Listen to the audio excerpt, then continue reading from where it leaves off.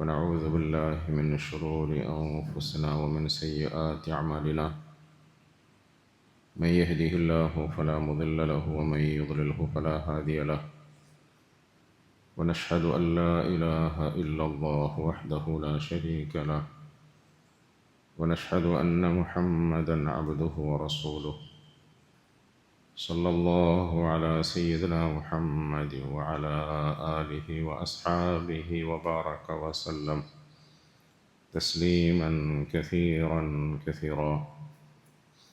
أما بعد، فأعوذ بالله من الشيطان الرجيم. بسم الله الرحمن الرحيم. يا أيها الذين آمنوا اتقوا الله حق تقاته ولا تموتن إلا وأنتم مسلمون. وقال تعالى: يا أيها الناس اتقوا ربكم الذي خلقكم من نفس واحدة وخلق منها زوجها وبث منهما رجالا كثيرا ونساء واتقوا الله الذي تساءلون به والأرحام إن الله كان عليكم رقيبا. وقال تعالى: يا أيها الذين آمنوا اتقوا الله وقولوا قولا سديدا يصلح لكم أعمالكم ويغفر لكم ذنوبكم ومن يطع الله ورسوله فقد فاز فوزا عظيما. صدق الله العظيم.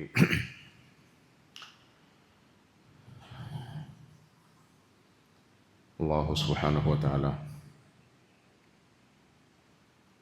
ഈ സമയത്തുള്ള നമ്മളുടെ ഇരുത്തത്തെയും സംസാരത്തെയും കേൾവിയും ഒക്കെ സാലിഹായ അമലായി നമ്മളിൽ നിന്നും കബൂലാക്കുമാറാകട്ടെ. നമ്മുടെ ജീവിതത്തിൽ ഇതുവരെ വന്നുപോയ എല്ലാ തെറ്റുകുറ്റങ്ങളെയും പാപകർമ്മങ്ങളെയും അല്ലാഹു തആല നമുക്ക് പുറത്തു മാപ്പാക്കി തരുമാറാകട്ടെ.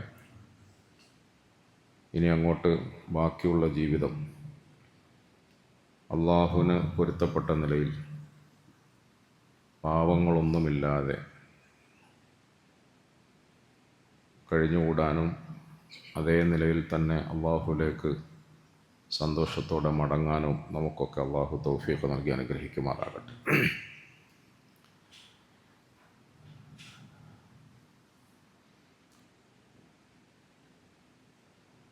25 ദിവസക്കാലമായി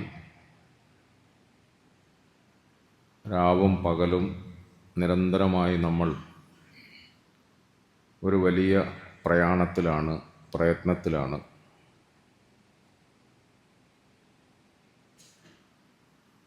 നമ്മുടെ 25 ദിവസക്കാലത്തെ പ്രവർത്തനങ്ങൾ പരിശോധിച്ചാൽ ഒരു വലിയ ലക്ഷ്യത്തെ മുമ്പിൽ വെച്ചുകൊണ്ടുള്ള ഈ യാത്രയിൽ നമ്മളുടെ ഇഷ്ടങ്ങളെയും ആഗ്രഹങ്ങളെയും താല്പര്യങ്ങളെയും ഒക്കെ മാറ്റിവെച്ച് നിരന്തരമായി അള്ളാഹുവിൻ്റെ കൽപ്പനകൾക്ക് വഴിപ്പെടാൻ ശ്രമിക്കുകയാണ്, അള്ളാഹുവിൻ്റെ നിയമങ്ങൾക്ക് വഴിപ്പെടാൻ ശ്രമിക്കുകയാണ്.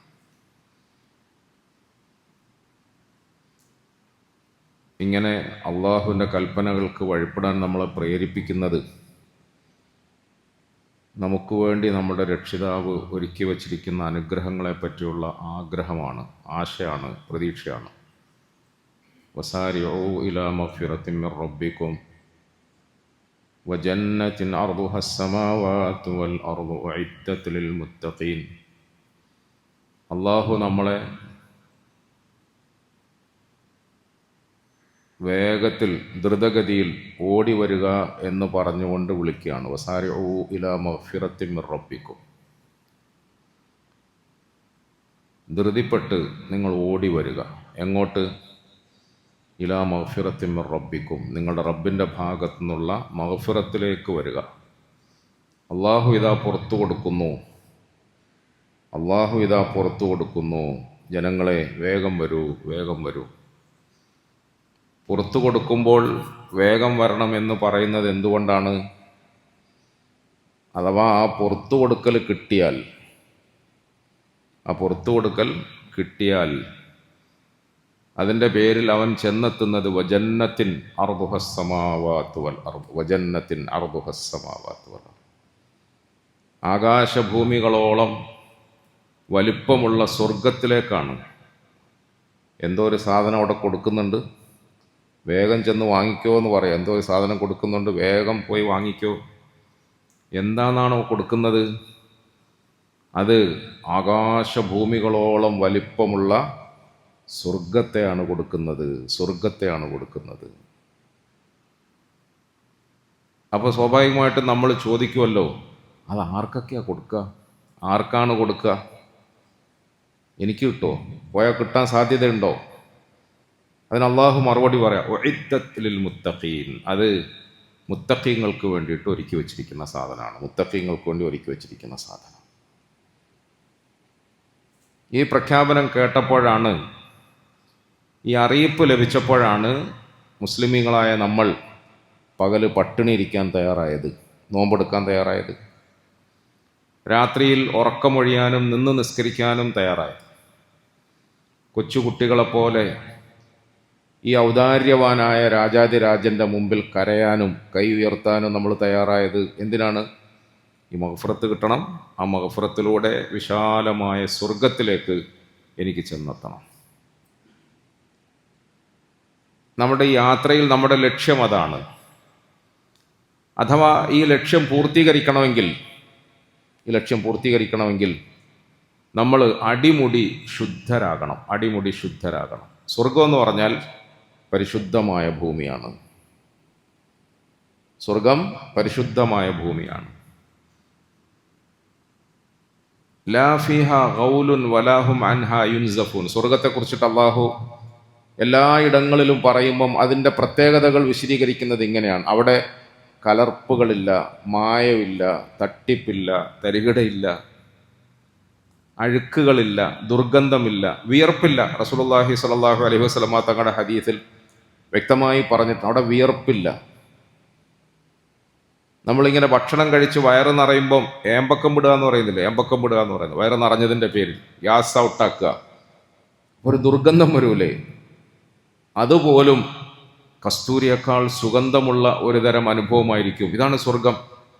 സ്വർഗത്തിൽ കലർപ്പുകളൊന്നുമില്ല, മായമൊന്നുമില്ല, അഴുക്കുകളൊന്നുമില്ല. ഇല്ലാ ഖീലൻ സലാമൻ സലാമ ലാ യസ്മഊന ഫീഹാ ലഗ്വൻ വലാ തഅസീമ ഇല്ലാ ഖീലൻ സലാമൻ സലാമ സലാമുൻ ഖൗലൻ മിർ റബ്ബിർ റഹീം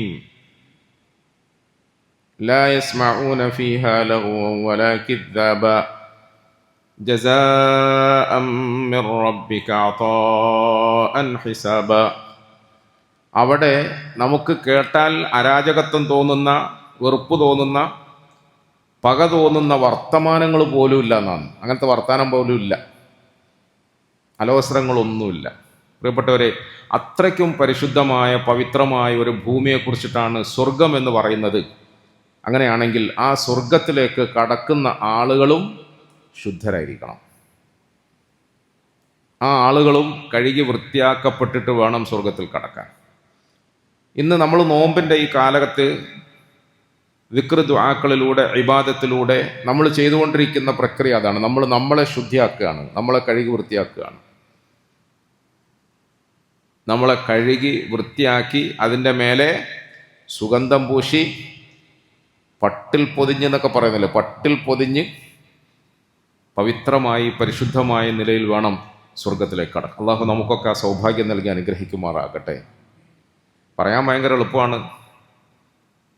യാ അയ്യതുഹൻ നഫ്സുൽ മുത്മഇന്ന, യാ അയ്യതുഹൻ നഫ്സുൽ മുത്മഇന്ന ഇർജിഇ ഇലാ റബ്ബികി റാദിയതൻ മർദിയ്യ ഫദ്ഖുലി ഫീ ഇബാദി ഫദ്ഖുലി ഫീ ഇബാദി വദ്ഖുലി ജന്നതി. യാ അയ്യതുഹൻ നഫ്സുൽ മുത്മഇന്ന. നല്ല ആത്മാക്കൾക്ക് മാത്രം ക്ഷണം കിട്ടുന്ന സ്ഥലത്തെയാണ് സ്വർഗം എന്ന് പറയുന്നത്. നല്ല ആത്മാക്കൾക്ക് മാത്രമേ ക്ഷണം കിട്ടുകയുള്ളൂ, പ്രവേശനം കിട്ടുകയുള്ളൂ, അഡ്മിഷൻ ഉണ്ടാവുകയുള്ളൂ. വതിൽകൽ ജന്നത്തുൽ ലതീ നൂരിസു മിൻ ഇബാദിനാ മൻ കാന തഖിയാ വതിൽകൽ ജന്നത്തുൽ ലതീ നൂരിസു മിൻ ഇബാദിനാ മൻ കാന തഖിയാ. വതിൽകൽ ജന്ന, ആ ഒരു സ്വർഗം, അതാ ആ കാണുന്ന സ്വർഗം ഇല്ലേ, ആ കാണുന്ന സ്വർഗം. അല്ലാഹു തആല ഖുർആനിൽ സ്വർഗത്തെക്കുറിച്ച് നമ്മളെ ആശിപ്പിച്ച് വായിൽ വെള്ളമൂറുക എന്ന് പറയുന്നില്ലേ, കൊതിയൂറുക, അങ്ങനെ വെള്ളമൂറുന്ന കൊതിയൂറുന്ന അവസ്ഥയിലേക്ക് സ്വർഗത്തെക്കുറിച്ചിട്ട് വിശദീകരിക്കും. എന്നിട്ട് അള്ളാഹു അതാ ആ കാണുന്ന സ്വർഗം എന്ന് പറയാം. ഒന്നല്ല, പലയിടങ്ങളിലും സ്വർഗത്തെക്കുറിച്ചിട്ട് പറയുമ്പോൾ അങ്ങനെയാണ് അള്ളാഹു പറയാം. വനൂദൂ അൻ തിൽകുമുൽ ജന്ന വനൂദൂ അൻ തിൽകുമുൽ ജന്ന ഊരിസ്തുമൂഹാ ബിമാ കുൻതും തഅമലൂൻ. വനൂദൂ, പിന്നിൽ നിന്നും ഒരു വിളിയാളം കേൾക്കും, ഒരു സൗണ്ട്, ഒരു അനൗൺസ്മെന്റ് കേൾക്കും. എന്താണ് ശബ്ദം എന്ന് വിചാരിച്ച് അവർ തിരിഞ്ഞു നോക്കുമ്പോൾ അൻ തിൽകുമുൽ ജന്ന, നോക്കൂ അതാണ് സ്വർഗം. അൻ തിൽകുമുൽ ജന്ന, നോക്കൂ അതാണ് സ്വർഗം. അല്ലതീ ഊരിസ്തുമൂഹാ ബിമാ കുൻതും തഅമലൂൻ. കുറേ കാലങ്ങളായി നിങ്ങൾ അമൽ ചെയ്ത് പണിയെടുത്ത് പ്രതീക്ഷയോടുകൂടി ദ്വാരന്ന് കാണാൻ കാത്തിരുന്ന സ്വർഗം ഇല്ലേ, അതാ തിൽക്കൽ ജന്ന, അതാണ് സ്വർഗം. ആ കാണുന്ന അതാണ് സ്വർഗം. വഉസ്ലിഫത്തിൽ ജന്നതു ലിൽ മുത്തഖീൻ വബുർരിസത്തിൽ ജഹീമു ലിൽ ഗാവീൻ.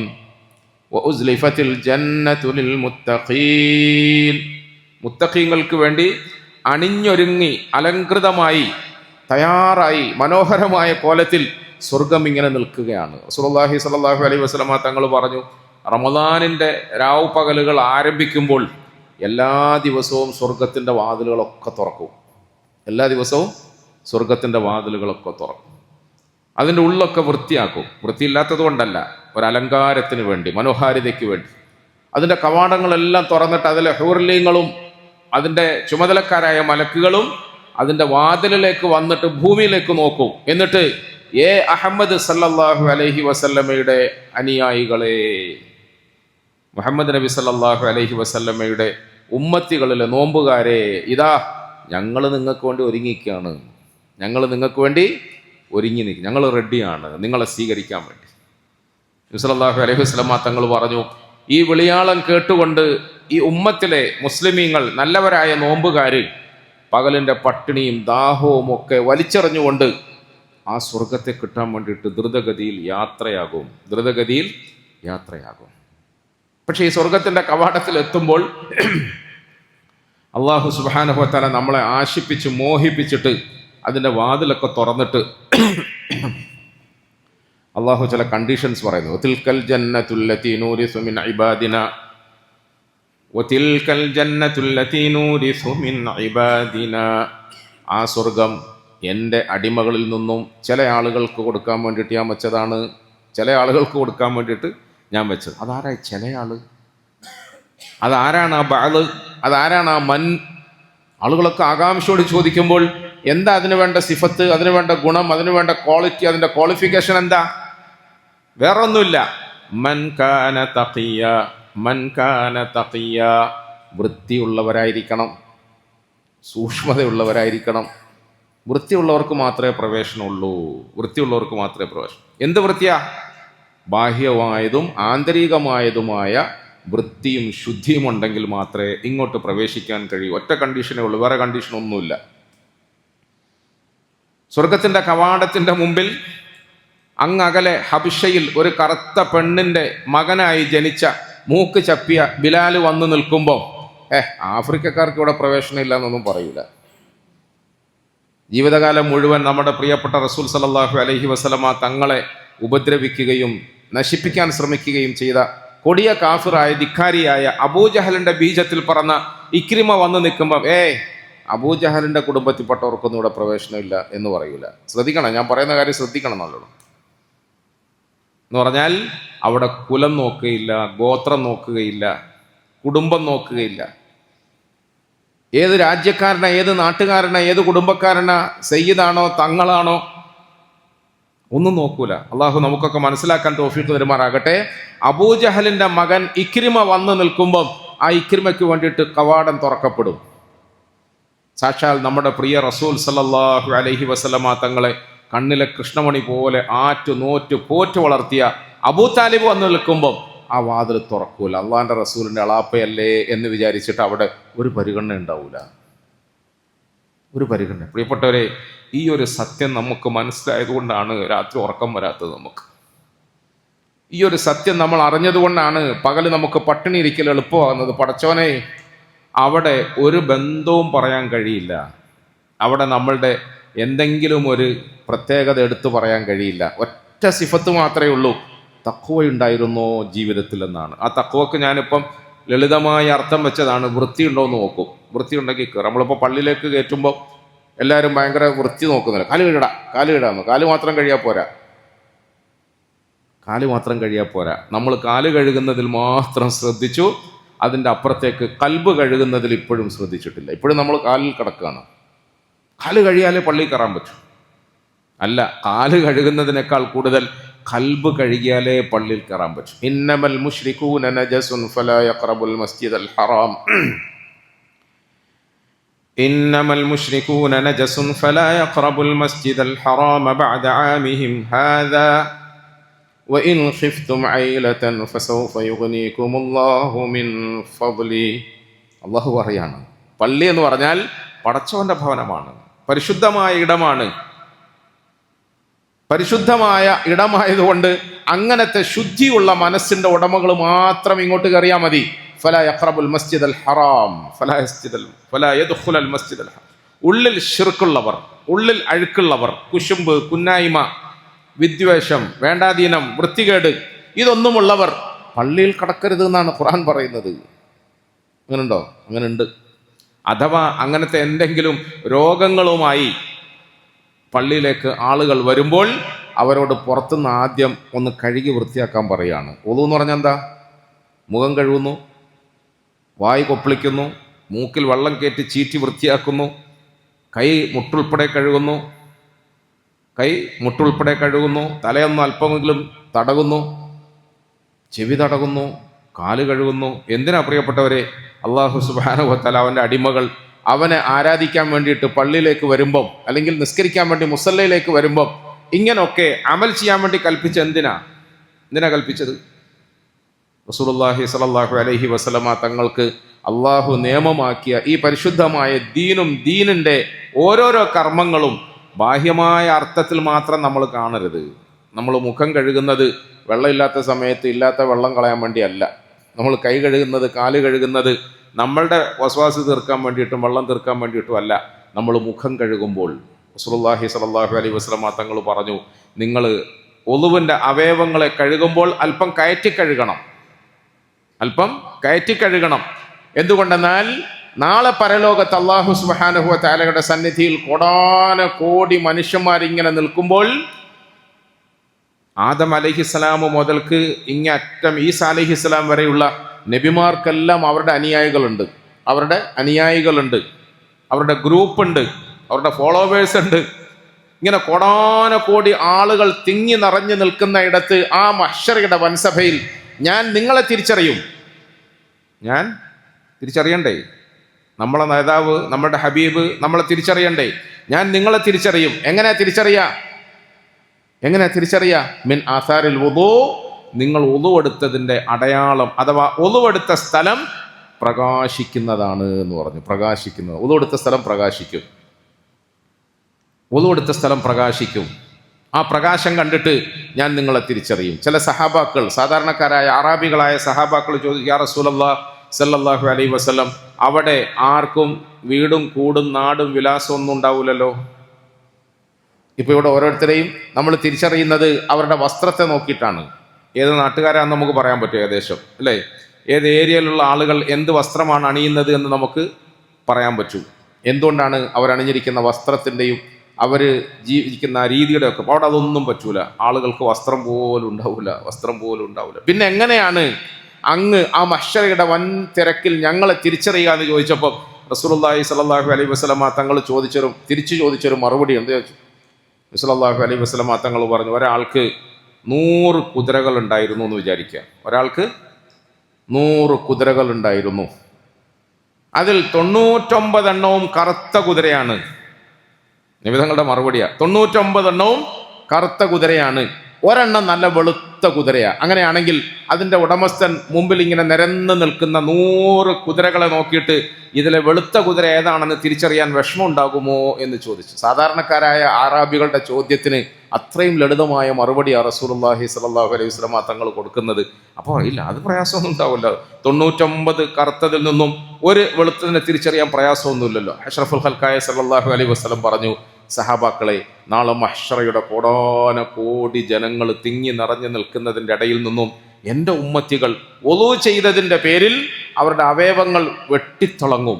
ആ വെളിച്ചം കണ്ടിട്ട് ഞാൻ അവരെ തിരിച്ചറിയുമെന്ന് റസൂലുള്ളാഹി സ്വല്ലല്ലാഹു. എപ്പോഴാണ് പ്രിയപ്പെട്ടവരെ നമ്മുടെ അവയവങ്ങൾ തിളങ്ങുന്നത്? 3 പ്രാവശ്യം കഴുകുന്നതിന് പകരം 30 പ്രാവശ്യം കഴിയാൽ തിളങ്ങോ? 3 പ്രാവശ്യം കഴുകുന്നതിന് പകരം 30 പ്രാവശ്യം കഴിയാൽ ഇല്ല.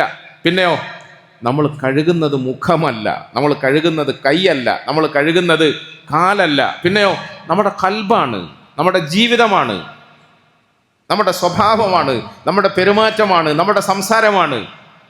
നമ്മൾ വായിൽ വെള്ളം കയറ്റി നന്നായി കൊപ്പിളിക്കണമെന്ന് പറയുന്നത് എന്തിനാ? ഈ വായിൽ നിന്നും എല്ലാ അഴുക്കും പുറത്തു പോകണം. എന്തഴുക്ക്? അത്താഴത്തിൻ്റെ സമയത്ത് നമ്മൾ തിന്ന ബീഫ് കറിയുടെ അംശമാണോ, ചോറിൻ്റെ അംശമാണോ? അത് മാത്രമല്ല, പിന്നോ രാത്രി ആരും കാണാതെ നമ്മൾ 2-3 ആൾ ഒന്നിച്ചിരുന്നപ്പം അവനെയും ഇവനെയും കുറിച്ചിട്ടൊക്കെ ഈബത്തും നമീമത്തൊക്കെ പറഞ്ഞിട്ടുണ്ടാവൂലേ? വേണ്ടാത്ത വിഷയങ്ങൾ കളിയാക്കി കാണൂലേ? തമാശ പറഞ്ഞിട്ടുണ്ടാവൂലേ? അവൻ ഇഷ്ടപ്പെടാത്ത വർത്താനം പറഞ്ഞില്ലേ? അങ്ങനെ വർത്താനം പറഞ്ഞപ്പോൾ നമ്മുടെ വായിൽ നമ്മൾ അറിയാതെ ആരാൻ്റെ ഇറച്ചി വന്ന് പെട്ടിട്ടുണ്ട്. അത് ഭയങ്കര അപകടമാണ്. അത് കഴുകി വൃത്തിയാക്കി ശുദ്ധിയാക്കിയിട്ട് വേണം നീ ഇങ്ങോട്ട് വരാൻ. എന്നെ വിളിക്കുന്ന ഈ നാവിൽ നിന്നും ഞാൻ ഇഷ്ടപ്പെടാത്ത വേറൊരു വൃത്തികെട്ട വർത്തമാനം വരരുത് എന്ന് അള്ളാഹുവിന് നിർബന്ധമുണ്ട്. നമ്മൾ ഇന്നലെ സൂറത്തുൽ ഹുജറാത്താണ് നമസ്കാരത്തിൽ ഓതിക്കേട്ട ഒരു അധ്യായം. ഈ ഹുജറാത്തിൽ അള്ളാഹു സുബ്ഹാനഹു വ തആല നമ്മളെ പഠിപ്പിക്കുന്നത് ഇങ്ങനത്തെ കുറേ പെരുമാറ്റ ശുദ്ധികളാണ്. നമ്മൾ പറഞ്ഞു വന്നത് സ്വർഗം, അതിനുവേണ്ടിയാണ് നമ്മൾ മെനക്കെടുന്നത്. സ്വർഗത്തെയാണ് നമ്മൾ അള്ളാഹുവിനോട് ചോദിക്കുന്നത്. അഥവാ സ്വർഗം വേണമെന്ന ആഗ്രഹം ആത്മാർത്ഥമാണെങ്കിൽ നമുക്ക് വേണ്ടത് വൃത്തിയാണ്, ശുദ്ധിയാണ്. ഏത് വൃത്തി? ബാഹ്യമായതും അതോടൊപ്പം തന്നെ ഉള്ളിലും. നമ്മൾ സാധാരണഗതിയിൽ കുളിച്ച് നല്ല മണവസ്തുക്കളൊക്കെ ഇട്ട് കുളിച്ച് റെഡിയായി അതിൻ്റെ മേലെ കുറച്ച് അത്രോ പെർഫ്യൂമോ ഒക്കെ പുരട്ടി തരക്കേടില്ലാത്ത നല്ല സൗന്ദര്യത്തോടു കൂടി പുറത്തേക്കിറങ്ങി. പക്ഷേ നമുക്ക് നമ്മുടെ മലവിസർജനം ഒന്നും നടന്നില്ല, ഉള്ളൊന്നും ക്ലിയർ ആയില്ല. എന്തായിരിക്കും അവസ്ഥ? ഞാനിതൊക്കെ പറയുമ്പം ലളിതമായ ഭാഷയിൽ നിങ്ങളോട് പറയുമ്പോൾ ഖുർആനിൻ്റെ വാക്കുകളിലൂടെ അഷ്റഫുൽ ഖൽഖ് സല്ലല്ലാഹു അലൈഹി വസല്ലമ തങ്ങളുടെ വാക്കുകളിലൂടെ നമുക്ക് നൽകപ്പെട്ടിട്ടുള്ള ഉപദേശങ്ങളെയാണ് ഞാൻ നിങ്ങളുടെ ശ്രദ്ധയിൽ കൊണ്ടുവരാൻ ശ്രമിക്കുന്നത്. പ്രിയപ്പെട്ടവരെ, നമ്മൾ ബാഹ്യമായ നിലയിൽ വൃത്തിയായതുകൊണ്ട് ഇപ്പോൾ നമ്മൾ സാധാരണ ഇപ്പോൾ എത്തിക്കാഫ് ഇരിക്കുകയാണ്, രാത്രി നിസ്കരിക്കുകയാണ്, ദിക്റുകൾ പറയുകയാണ്, ഇസ്തിഗ്ഫാർ പറയുകയാണ്, നോമ്പ് പിടിക്കുകയാണ്. ഇതൊക്കെ ബാഹ്യമായ നിലയിൽ നമ്മൾ നന്നാകാൻ ശ്രമിക്കുന്നു എന്നതാണ്. ബാഹ്യമായ നിലയിൽ നമ്മൾ നന്നാകാൻ ശ്രമിക്കുന്നു. പക്ഷേ ഇതിനോടൊപ്പം ആന്തരികമായ നിലയിൽ ഉള്ളുകൊണ്ടും നമുക്ക് ശുദ്ധരാകാനുണ്ട്, വൃത്തിയാകാനുണ്ട്. അതും കൂടെ ഉണ്ടായാൽ മാത്രമേ ഉള്ളൂ അള്ളാഹുവിൻ്റെ സന്നിധിയിൽ നമ്മൾ സ്വീകരിക്കപ്പെടുകയുള്ളൂ. ആ ഉള്ളുകൊണ്ട് എങ്ങനെ വൃത്തിയാവുക? എപ്രകാരം പ്രിയപ്പെട്ടവരെ, നമ്മളോട് അല്ലാഹു സുബ്ഹാനഹു വ തആല നിസ്കരിക്കണമെന്ന് പറഞ്ഞു. നിസ്കാരം ഫറളാണ് അല്ലേ? നിസ്കാരം ഫറളാണ്. നോമ്പെടുക്കണമെന്ന് പറഞ്ഞു, നോമ്പ് ഫറളാണ്. സക്കാത്ത് കൊടുക്കണമെന്ന് പറഞ്ഞു, സക്കാത്ത് നിർബന്ധമാണ്, ഫറളാണ്, സക്കാത്ത് കൊടുത്തേ തീരൂ. ഹജ്ജ് ചെയ്യണമെന്ന് പറഞ്ഞു, ഹജ്ജ് നിർബന്ധമാണ്, ഹജ്ജ് ചെയ്തേ തീരൂ. നിസ്കാരവും നോമ്പും സക്കാത്തും ഹജ്ജും ഇല്ലാതെ ഒരാൾ എങ്ങനെ മുസ്ലിമാവും? ബുനിയൽ ഇസ്ലാമു അലാ ഖംസിൻ, 5 തൂണുകളിൽ മേൽ നിർമ്മിതമായ ഒരു കെട്ടിടമാണ് ഇസ്ലാം എന്ന് പറയുന്നത്. ആദ്യത്തേത് ഷഹാദത്താണ്, നമ്മുടെ വിശ്വാസമാണ്, നമ്മുടെ ഈമാനാണ്. വിശ്വാസം ഇല്ലെങ്കിൽ പിന്നെ ഒന്നുമില്ലല്ലോ. ലാ ഇലാഹ ഇല്ലല്ലാഹ് മുഹമ്മദുർ റസൂലുള്ളാഹ് സല്ലല്ലാഹു അലൈഹി വസല്ലം, ആരാധനയ്ക്ക് അർഹൻ അല്ലാഹു അല്ലാതെ വേറെ ആരുമില്ല എന്ന് നമുക്കറിയണം. അറിയുന്നുണ്ടോ? നമ്മൾ അറിയണം. അറിഞ്ഞത് മനസ്സിൽ കരുതി ഉറപ്പിക്കണം. എന്നിട്ട് നാവ് കൊണ്ട് വെളിവാക്കി പറയണം.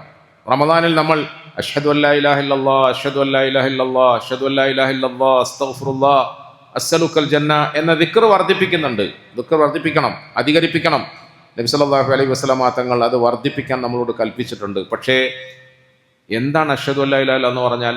അള്ളാഹു അവനല്ലാതെ വേറെ ഒരു ആരാധ്യനില്ല, അള്ളാഹു അവനല്ലാതെ റിസ്ക് തരാൻ കഴിവുള്ളവനില്ല, അള്ളാഹു അവനല്ലാതെ രോഗം തരുന്നവനും രോഗം എടുക്കുന്നവനും വേറെ ആരുമില്ല, അള്ളാഹു അവൻ്റെ മുമ്പിലല്ലാതെ ഞാൻ കരഞ്ഞു പറഞ്ഞാൽ എനിക്കൊന്നും കിട്ടാൻ സാധ്യതയില്ല, അള്ളാഹു അവനാണ് രക്ഷിതാവ് എന്ന് ഞാൻ അറിയണം, അള്ളാഹു അവനാണ് രക്ഷിതാവ് എന്ന് ഞാൻ അറിയണം.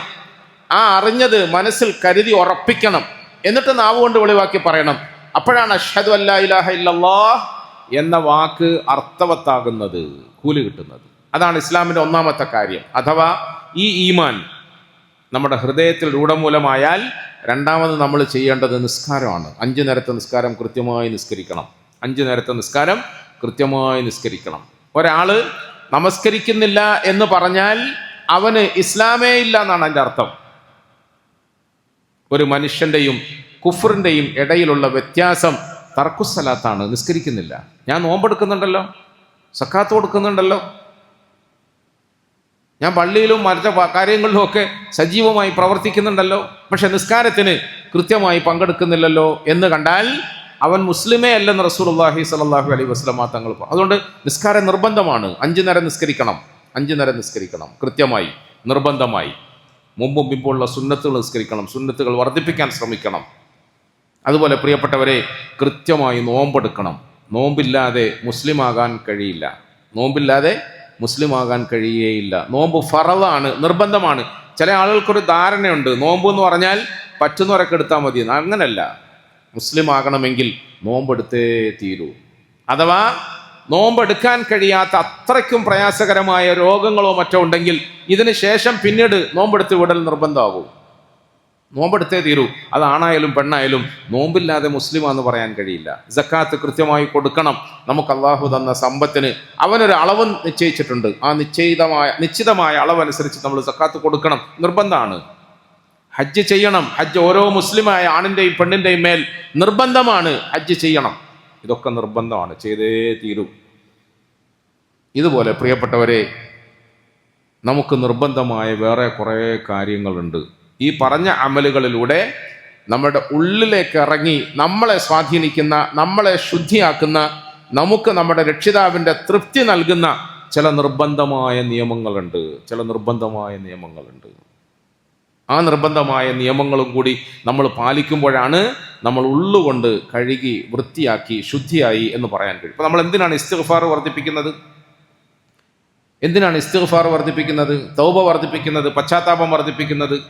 പശ്ചാത്താപവും ഇസ്തിഗ്ഫാറും തൗബയുമൊക്കെ നമ്മുടെ ഉള്ളിൽ വന്നുപോയ അഴുക്കുകളെയും കറകളെയും ദുർഗന്ധങ്ങളെയും കഴുകി വൃത്തിയാക്കാൻ വേണ്ടിയിട്ടുള്ളതാണ്.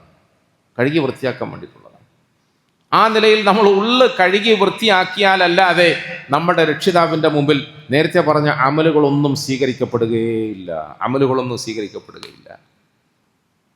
അതുകൊണ്ടാണ് തൗബ നിർബന്ധമായത്.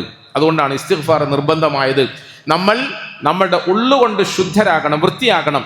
പരിശുദ്ധ റമദാനിൻ്റെ ഈ പുണ്യമായ നാളുകൾ അവസാനിക്കുന്നതിന് മുമ്പ് അള്ളാഹുവിൽ നിന്നും നരകമോചനം നമ്മൾ നേടിയെടുത്തു എന്ന് വെച്ചാൽ, സ്വർഗത്തിൻ്റെ പ്രവേശനം ഉറപ്പിച്ചു എന്ന് പറഞ്ഞാൽ അതിൻ്റെ അർത്ഥം ഉള്ളും പുറവും ഒരുപോലെ നമ്മൾ ശുദ്ധിയുള്ളവരായി, വൃത്തിയുള്ളവരായി. നമ്മളെ കൊണ്ട് ഇനി ആർക്കും ഒരു ഉപദ്രവം ഉണ്ടാകരുത് എന്നാണ് അർത്ഥം. ഇനി ആർക്കും ഒരു ഉപദ്രവം ഉണ്ടാകരുത്. നമ്മുടെ വർത്താനം കൊണ്ട് ഉപദ്രവം ഉണ്ടാകരുത്. നോട്ടം കൊണ്ട് പോലും ഉപദ്രവം ഉണ്ടാകരുത്. നമ്മളിൽ നിന്നും നമ്മുടെ പെരുമാറ്റത്തിൽ നിന്നും വേറൊരാൾക്കും ഒരു വിഷമവും ഒരു പ്രയാസവും വരാൻ ഇടയാകരുത്. ആ നിലയിൽ നമ്മുടെ ജീവിതം പരിശുദ്ധമായിരിക്കണം. റസൂലുള്ളാഹി സ്വല്ലല്ലാഹു അലൈഹി വസല്ലമ തങ്ങളിലൂടെ അല്ലാഹു സുബ്ഹാനഹു വ തആല നമുക്ക് പഠിപ്പിച്ച ജീവിത രീതി അതാണ്. അഥവാ ആ നിലയിൽ ഒരു മനുഷ്യൻ ജീവിച്ച് മരിക്കുമ്പോൾ അവൻ്റെ മരണാസന്ന വേളയിൽ തന്നെ സ്വർഗത്തിൽ നിന്നും വിരുപ്പുമായി മലക്കുകൾ വരുമെന്നാണ്. അവനെ സ്വീകരിക്കാൻ വേണ്ടി, അവൻ്റെ റൂഹിനെ സ്വീകരിക്കാൻ വേണ്ടി, കൊണ്ടുപോകാൻ വേണ്ടിയിട്ട്. അവിടെയാണ് അല്ലാ തഖാഫു വലാ തഹ്സനു വഅബ്ശിറൂ ബിൽ ജന്നത്തില്ലതി കുൻതും തുഅദൂൻ നഹ്നു ഔലിയാഉകും ഫിൽ ഹയാത്തിദ് ദുനിയാ വഫിൽ ആഖിറ വലക്കും ഫീഹാ മാ തശ്തഹീ അൻഫുസുകും വലകും ഫീഹാ മാ തദ്ദഊൻ നുസുലം മിൻ ഗഫൂരിർ റഹീം. അള്ളാഹുവിൻ്റെ സന്നിധിയിൽ നിന്നും കാരുണ്യത്തിൻ്റെ മലക്കുകൾ വരും. നല്ല വാക്കുകൾ പറഞ്ഞ് സമാധാനിപ്പിച്ച് ആശ്വസിപ്പിച്ച് സന്തോഷത്തോടു കൂടി ഈ അടിമയെ അങ്ങനെ തന്നെ അങ്ങ് കൂട്ടിക്കൊണ്ടു പോകും. അള്ളാഹുവിങ്കൽ അല്ലാ തഖാഫു വലാ തഹ്സനു, നീ ഭയപ്പെടണ്ട, നീ പരിഭവിക്കണ്ട, നീ ബേജാറാവണ്ട, നീ വ്യസനിക്കണ്ട. എന്താ കാരണം? നഹ്നു ഔലിയാവും, നമ്മൾ നിന്റെ കൂടെ ഉണ്ട് എന്ന് മലക്കുകൾ പറയാ. നീ ബേജാറാകണ്ട, നീ വിഷമിക്കണ്ട, കാരണം നഹ്നു ഔലിയാവുക്കും, നമ്മൾ നിന്റെ കൂടെ തന്നെ ഉണ്ട്. മാത്രമല്ല അബ്ശിറൂ ബിൽ ജന്നത്തില്ലത്തി കുന്തും തുഅദു, നീ പോകുന്നത് എങ്ങോട്ടാണെന്നറിയോ? നീ പോകുന്നത് എങ്ങോട്ടാ? സാധാരണഗതിയിൽ ഗൾഫിലേക്ക് പോകുന്ന മകനെ നമ്മൾ യാത്രയാക്കുമ്പോൾ, അല്ലെങ്കിൽ ഭർത്താവിനെ യാത്രയാക്കുമ്പോൾ, ഉപ്പാനെ യാത്രയാക്കുമ്പോൾ വീട്ടിൻ്റെ ഉള്ളിൽ എല്ലാവരും ഒരു കരച്ചിൽ കരയാറുണ്ട്. വാപ്പയും പുറപ്പെടുന്ന മാപ്പിളയും കരഞ്ഞിട്ടാണ് പുറപ്പെടുക. പക്ഷേ ഉള്ളിൻ്റെ ഉള്ളിൽ അയക്കുന്ന ആളുകളുടെയും പോകുന്ന ആളുകളുടെയും ഉള്ളിൽ ഒരു ചെറിയ സന്തോഷം ഉണ്ടാവും. എന്താ സന്തോഷം? സാരമില്ല, ഇപ്പം ചെറുങ്ങനെ വാപ്പാനെ വിട്ടിരിക്കേണ്ടി വന്നാലും മാപ്പിളനെ വിട്ടിരിക്കേണ്ടി വന്നാലും നമ്മൾ കുറച്ച് കാലം സഹിച്ച് ക്ഷമിച്ച് കഴിഞ്ഞുകൂടിയാൽ ഒന്ന് പോയി വരുമ്പോഴേക്ക് നമ്മുടെ ഇപ്പോഴത്തെ അവസ്ഥയെല്ലാം മാറുമല്ലോ, അല്ലേ? നല്ലൊരു ജോലി കിട്ടി, കുറച്ച് സാമ്പത്തിക ശേഷിയൊക്കെ ഉണ്ടായി, നമ്മളെ കടങ്ങളെല്ലാം തീർന്ന് നല്ലൊരു വീടൊക്കെ പണിഞ്ഞ് മക്കൾക്ക് നല്ല വിദ്യാഭ്യാസമൊക്കെ കൊടുത്ത് മക്കൾക്ക് വിവാഹവും കല്യാണം കാര്യങ്ങളെല്ലാം എളുപ്പമായി. അങ്ങനെ ഒരു സന്തോഷം. അഥവാ ആ ഒരു സന്തോഷം നമ്മുടെ ഹൃദയത്തിൽ ഇല്ലായിരുന്നെങ്കിൽ ഒരിക്കലും ഒരു നല്ല ഭാര്യ ഭർത്താവിനെ വിദേശത്തേക്ക് അയക്കൂല. ഒരു ഭർത്താവ് ഭാര്യയെ വിട്ട് വിദേശത്തേക്ക് പോകൂല. ഒരു മകനെ വിട്ടിട്ട് മകളെ വിട്ടിട്ട് വാപ്പാക്ക് ഒരിക്കലും പോകാൻ തോന്നൂല. ഗൾഫിൽ പോയ ആളുകൾക്കൊക്കെ മനസ്സിലാവും, ഗൾഫിൽ പോയവർക്കൊക്കെ മനസ്സിലാവും. പ്രിയപ്പെട്ടവരെ, ആ നിലയിൽ മരണാസന്നനായി കിടക്കുന്ന ഒരു മുസ്ലിം അവൻ്റെ ശരീരത്തിൽ നിന്നും റൂഹ് പുറത്തേക്ക് ഇറങ്ങാൻ മടിച്ചു നിൽക്കുമ്പോൾ മലക്കുകൾ വന്നിട്ട് പറയുക, ഇത് കണ്ടോ, ഇത്ര റിയാൽ ശമ്പളം, ഇത്ര മുന്തിയ അക്കമഡേഷനാ, ലീവ് സാലറിയാ, ഒരു കൊല്ലം കഷ്ടപ്പെട്ട് നിന്നാൽ 1.5 മാസം ലീവ് കിട്ടും, സാലറി എന്നാൽ പിന്നെ ഞാൻ പോയി വരെ, ഇൻഷാ അല്ലാഹ് പോയി വരെ. പ്രിയപ്പെട്ട റസൂൽ സല്ലല്ലാഹു അലൈഹി വസല്ലം തങ്ങൾ പറഞ്ഞു, ഈ ആഖിറത്തിൻ്റെ സന്തോഷത്തെ ഒരു ഫോട്ടോയുടെ രൂപത്തിൽ മലക്കുകൾ ഇങ്ങനെ കാണിച്ചിട്ട് അവനെ ഇങ്ങനെ വിളിക്കുമ്പോൾ അവൻ്റെ മൈൻഡ് മൊത്തം മാറി. നമ്മൾ അവൻ്റെ ചുറ്റും ഇങ്ങനെ ഇരുന്നിട്ട് എൻ്റെ ഉപ്പാ, എൻ്റെ ഉമ്മ, എൻ്റെ മോനെ എന്നൊക്കെ വിളിക്കുകയാണെങ്കിലും അയാൾ ഒരു പുഞ്ചിരി തൂകുന്ന റസൂലുള്ളാഹി സ്വല്ലല്ലാഹു. അയാൾ ആവേശത്തിൻ്റെ പേരിൽ എന്തോ ഒന്ന് കണ്ണ് തള്ളി കണ്ണു മേലോട്ടായിട്ട് നെറ്റിത്തടം വിയർക്കുമെന്ന് റസൂലുള്ളാഹി സ്വല്ലല്ലാഹു അലൈഹി. എന്താ കാരണം? നമ്മൾ കാണുന്ന ലോകത്തല്ല ഇപ്പോൾ അദ്ദേഹം ഉള്ളത്. അള്ളാഹു നമുക്കൊക്കെ അങ്ങനത്തെ നല്ല ആഖിബത്ത് നൽകി അനുഗ്രഹിക്കുമാറാകട്ടെ. നല്ല ആഖിബത്ത് നൽകി അള്ളാഹു നമ്മളെയൊക്കെ സന്തോഷിപ്പിക്കുമാറാകട്ടെ. മലക്കുകൾ പറയും, നീ ബേജാറൊന്നും ആവണ്ട, ഇവരൊക്കെ കരഞ്ഞോട്ടെ. നമ്മുടെ ഹബീബായ മുത്തായ റസൂൽ സല്ലല്ലാഹു അലൈഹി വസല്ലമക്ക് മറളുൽ വഫാത്ത് ഉണ്ടായി എന്ന് പറഞ്ഞാൽ വഫാത്തിനോടടുത്ത രോഗമുണ്ടായി. തങ്ങൾ രോഗശയ്യയിലാണ്, വേദന കൊണ്ട് വിഷമിക്കാണ്, കഷ്ടപ്പെടാണ്. അള്ളാഹുവിൻ്റെ റസൂല് വലിയ വേദന അനുഭവിച്ചു. അബൂദാവൂദ് റിവായത്ത് ചെയ്യുന്ന ഹദീസിലുണ്ട്, റസൂലുള്ളാഹി സ്വല്ലല്ലാഹു അലൈഹി വസല്ലം തങ്ങൾക്ക് വഫാത്തിനോട് അടുത്ത സമയമായപ്പോൾ വേദന സഹിക്കാൻ കഴിയാണ്ടായി. ഒരു വലിയ പാത്രത്തിൽ വെള്ളം കൊണ്ടുവന്ന് അരികിൽ വെക്കാൻ പറഞ്ഞു. ഒരു പാത്രത്തിൽ വെള്ളം കൊണ്ടുവന്നു. എന്നിട്ട് തങ്ങളുടെ കൈ അതിലിങ്ങനെ മുക്കിയിട്ട് മുഖത്തിങ്ങനെ തണുപ്പിക്കാൻ വേണ്ടിയിട്ട് തടകിക്കൊണ്ടേയിരുന്നു. വേദനയുടെ കടുപ്പം കൊണ്ട് സല്ലല്ലാഹു അലാ മുഹമ്മദ് സല്ലല്ലാഹു അലൈഹി വസല്ലം, വേദനയുടെ കടുപ്പം കൊണ്ട് നബി സല്ലല്ലാഹു അലൈഹി വസല്ലം തങ്ങൾ പറഞ്ഞു, അലാ ഇന്നലിൽ മൗതി സക്കറാത്ത്. ഇടക്കിടയ്ക്ക് തങ്ങൾ ശരിയാണ്, മരണത്തിനൊരു കഠിനമായ വേദനയുണ്ട്. ഇപ്പോൾ സഹാബാക്കൾക്ക് സ്വാഭാവികമായി സംശയം വരുമല്ലോ, അള്ളാഹുവിൻ്റെ റസൂല് അങ്ങും വേദനയ്ക്കാണോ? റസൂൽ സല്ലല്ലാഹു അലൈഹി വസല്ലം തങ്ങൾ പറഞ്ഞു, എനിക്ക് ഡബിൾ വേദനയാണ്, 2 വേദനയാണെന്ന് റസൂലുള്ളാഹി അല്ലേ. നമ്മുടെ നബി സല്ലല്ലാഹു അലൈഹി വസല്ലം ജീവിച്ചിരുന്ന കാലത്ത് ഒരിക്കലും സുഖമായി സന്തോഷമായി ജീവിച്ചില്ല. പട്ടിണി, പ്രയാസം, അല്ലേ, വേദനകൾ, കുടുംബ പ്രശ്നങ്ങൾ, മക്കളെ കൊണ്ട്, മക്കളെ കൊണ്ട്, നാട്ടുകാരെ കൊണ്ട്, അല്ലേ. നമ്മുടെ റസൂൽ സല്ലല്ലാഹു അലൈഹി വസല്ലം തങ്ങൾ അവസാനം വഫാത്തിൻ്റെ വേളയിലും വേദനിക്കുകയാണ്, വിഷമിക്കുകയാണ്. ഞാൻ ആ വിഷയം പറയാൻ വേണ്ടി അല്ല വിചാരിക്കുന്നത്, ചില കാര്യങ്ങൾ ഓർമ്മിപ്പിക്കാൻ വേണ്ടി മാത്രം. ഇങ്ങനെ വേദന കൊണ്ട് പൊളയുന്നതിൻ്റെ ഇടയിൽ റസൂലുള്ളാഹി സല്ലല്ലാഹു അലൈഹി വസല്ലം തങ്ങളെ അങ്ങേയറ്റം സ്നേഹിക്കുന്ന അവിടുത്തെ പ്രിയപ്പെട്ട പുത്രി ഫാത്തിമ റളിയല്ലാഹു അൻഹാ അവറുകൾ അരികിലേക്ക് വന്നു. ബാക്കി എല്ലാവരോടും പുറത്തു പോകാൻ പറഞ്ഞു. എന്നിട്ട് മകളും വാപ്പയും ഒറ്റയ്ക്ക് ആ മുറിയിലായി. എന്നിട്ട് മകളെ അരികിലേക്ക് വിളിച്ചിങ്ങനെ കെട്ടിപ്പിടിച്ചിട്ട് ഒരു കാതിൽ ഉപ്പ രഹസ്യമായിട്ട് എന്തോ ഒന്ന് പറഞ്ഞു. മകള് പെട്ടെന്ന് പൊട്ടിക്കരഞ്ഞു. വാപ്പയാണ്, മകളോടാണ് പറയുന്നത്, മരിക്കാൻ പോകുന്ന സമയത്താണ്. ഒന്ന് പറഞ്ഞു, പൊട്ടിക്കരഞ്ഞു. സ്വാഭാവികമായിട്ട് നമ്മളൊന്ന് ആലോചിച്ച് നോക്കി, എന്തായിരിക്കും അവസ്ഥ അല്ലേ? ഇത്രയും കാലം ഒന്നിച്ച് ജീവിച്ച എൻ്റെ പ്രിയപ്പെട്ട മകളെ ഞാൻ വിട്ടുപോവുകയാണ്, എന്നേക്കും വിട്ടുപോവുകയാണ്. വാപ്പ എന്നെ വിട്ടുപോവുകയാണ്. ആ സമയത്ത് കാതിൽ എന്തോ ഒന്ന് മന്ത്രിക്കുന്നു. മകള് പൊട്ടിക്കരയുന്നു. പ്രിയപ്പെട്ട റസൂൽ സല്ലല്ലാഹു അലൈഹി വസല്ലം ഫാത്തിമ ബീവിയെ വീണ്ടും ഇങ്ങനെ അരികിലേക്ക് അണച്ചു ചേർത്തു, നെഞ്ചോട് ചേർത്ത് പിടിച്ചുകൊണ്ട് മറ്റേ ചെവിയിൽ വേറെ എന്തോ ഒന്ന് പറഞ്ഞു. ഫാത്തിമ ബീവിയുടെ കരച്ചിൽ മാറി, പുഞ്ചിരി തൂകി, സന്തോഷത്തോടു കൂടി ആ മുഖത്ത് സന്തോഷം കളിയാടി. മകള് വാപ്പയിൽ നിന്നും ഈ കേട്ട രഹസ്യത്തെക്കുറിച്ചിട്ട് അവരുടെ ഭർത്താവ് അലി റളിയല്ലാഹു അൻഹു അവറുകൾ ഇടയ്ക്കിടയ്ക്ക് ചോദിക്കുമായിരുന്നു, ഫാത്തിമ, എൻ്റെ ഉപ്പ നിന്റെ രണ്ട് ചെവിയിൽ 2 പ്രാവശ്യം സന്തോഷത്തിൻ്റെയും ദുഃഖത്തിൻ്റെയും കാര്യം പറഞ്ഞില്ലേ? ദുഃഖത്തിൻ്റെ കാര്യം പറഞ്ഞത് എന്താണ്? നീ കരഞ്ഞത് എപ്പോഴാണ്? ഫാത്തിമ ബീവി പറഞ്ഞു, എൻ്റെ ഉപ്പ എന്നോട് ചെവിയിൽ മന്ത്രിച്ചു, മോളെ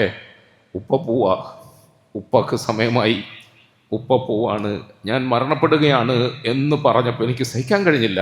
എൻ്റെ വാപ്പ എന്നെ വാ കറുബ അബത്താ. ഫാത്തിമ ബീവി കരഞ്ഞു. നാം ബുഖാരി ഉദ്ധരിക്കുന്ന ഹദീസ.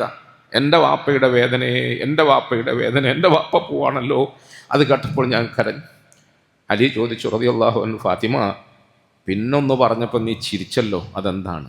ഫാത്തിമ ബീവി മൗനം ദീക്ഷിച്ചു, പറഞ്ഞില്ല. അവസാനം വഫാത്താകാൻ അടുത്തപ്പോൾ, ഏകദേശം റസൂൽ സല്ലല്ലാഹു അലൈഹി വസല്ലമ തങ്ങൾ വഫാത്തായിട്ട് 6 മാസക്കാലം മാത്രമേ ഫാത്തിമ ബീവി ഭൂമിയിൽ ജീവിച്ചുള്ളൂ. 6 മാസക്കാലം. 6 മാസത്തിന് ശേഷം ഒരു ദിവസം ഇതുപോലെ ഉച്ചയ്ക്ക് ലോഹർ നിസ്കാരത്തിൻ്റെ സമയത്ത് പള്ളിയിലേക്ക് പോയ അലി റളിയല്ലാഹു അൻഹു അവറുകളെ ആളയച്ച് വിളിപ്പിച്ചു ഭാര്യ.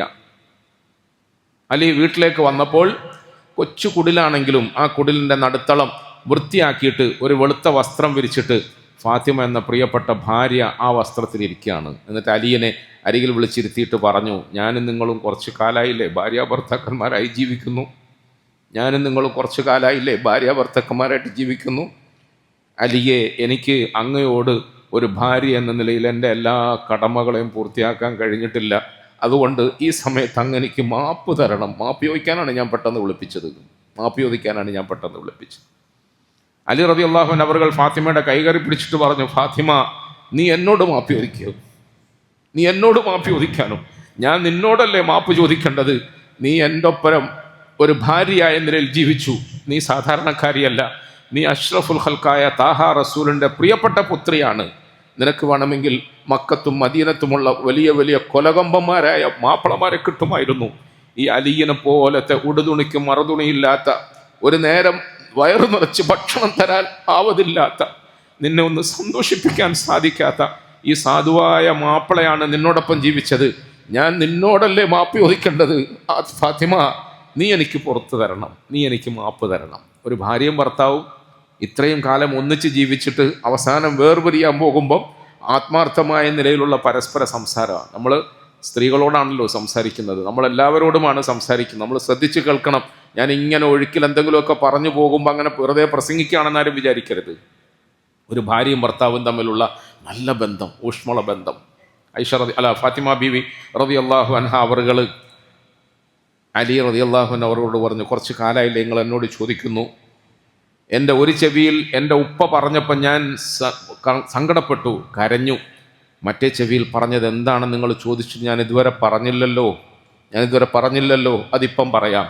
ഞാൻ എൻ്റെ വാപ്പയുടെ വേർപാടിനെ കുറിച്ച് കേട്ട് പൊട്ടിക്കരഞ്ഞുകൊണ്ടിരിക്കുമ്പോൾ എന്നെ ആശ്വസിപ്പിക്കാൻ വേണ്ടിയിട്ട് അരികിലേക്ക് അണച്ചു ചേർത്ത് മറ്റേ ചെവിയിൽ എൻ്റെ ഉപ്പ പറഞ്ഞെന്താണെന്നറിയോ? മോളെ, ബേജാറാവണ്ട, ഉപ്പ പോയാൽ ഉപ്പാൻ്റെ അടുത്തേക്ക് എൻ്റെ കുടുംബത്തിൽ നിന്നും ആദ്യം വരുന്നത് നീ ആയിരിക്കും എന്ന് പറഞ്ഞു. എൻ്റെ വാപ്പ ആദ്യം വരുന്നത് നീ ആയിരിക്കും. അത് കേട്ടപ്പോൾ ഞാൻ സന്തോഷിച്ചു. നമ്മൾ ശ്രദ്ധിക്കേണ്ട എന്താണെന്നറിയോ? ഒരു വാപ്പ ഗൾഫിൽ പോവല്ല, മോളെ ഞാൻ പോവാണ്, വാപ്പ വിസിറ്റിംഗ് വിസയിലാണ് പോകുന്നത്. അവിടെ പോയപാട് ജോലി കിട്ടും, പുതിയ വിസ ഇഷ്യൂ ചെയ്യും.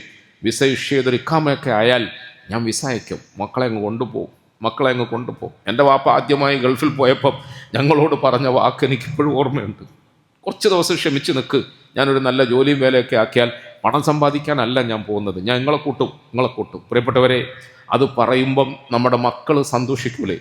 മക്കളെ കുറച്ച് ദിവസം ഉപ്പാക്ക് ഇക്കാമൊക്കെ കിട്ടിയാൽ നിങ്ങൾക്കൊരു ഫാമിലി വിസ അഡ്ജസ്റ്റ് ആക്കി അയച്ചു തരാം, നിങ്ങളെ ഞാൻ അങ്ങോട്ടൊക്കെ കൂട്ടാം എന്ന് പറയുമ്പം മക്കൾ സന്തോഷിക്കുന്നതിനേക്കാളേറെ നമ്മുടെ ഹബീബായ മുത്തായ റസൂൽ സല്ലല്ലാഹു അലൈഹി വസല്ലം കരളിൻ്റെ കഷ്ണമെന്ന് ഇടക്കിടക്ക് പറഞ്ഞ് പോറ്റി വളർത്തിയ ഫാത്തിമയിൽ നിന്നും എന്നേക്കുമായി വേർപിരിയാൻ പോകും. ഫാത്തിമാനോട് പറയുന്നത്, മോളെ ഉപ്പ പോവാ.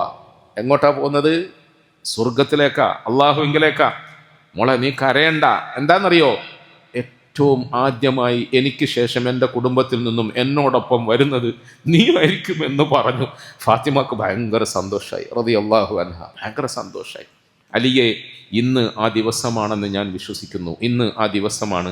എൻ്റെ വാപ്പയുടെ അരികിലേക്ക്, എൻ്റെ പടച്ചവൻ്റെ അരികിലേക്ക് ഞാൻ പുറപ്പെടാൻ പോവാണ്.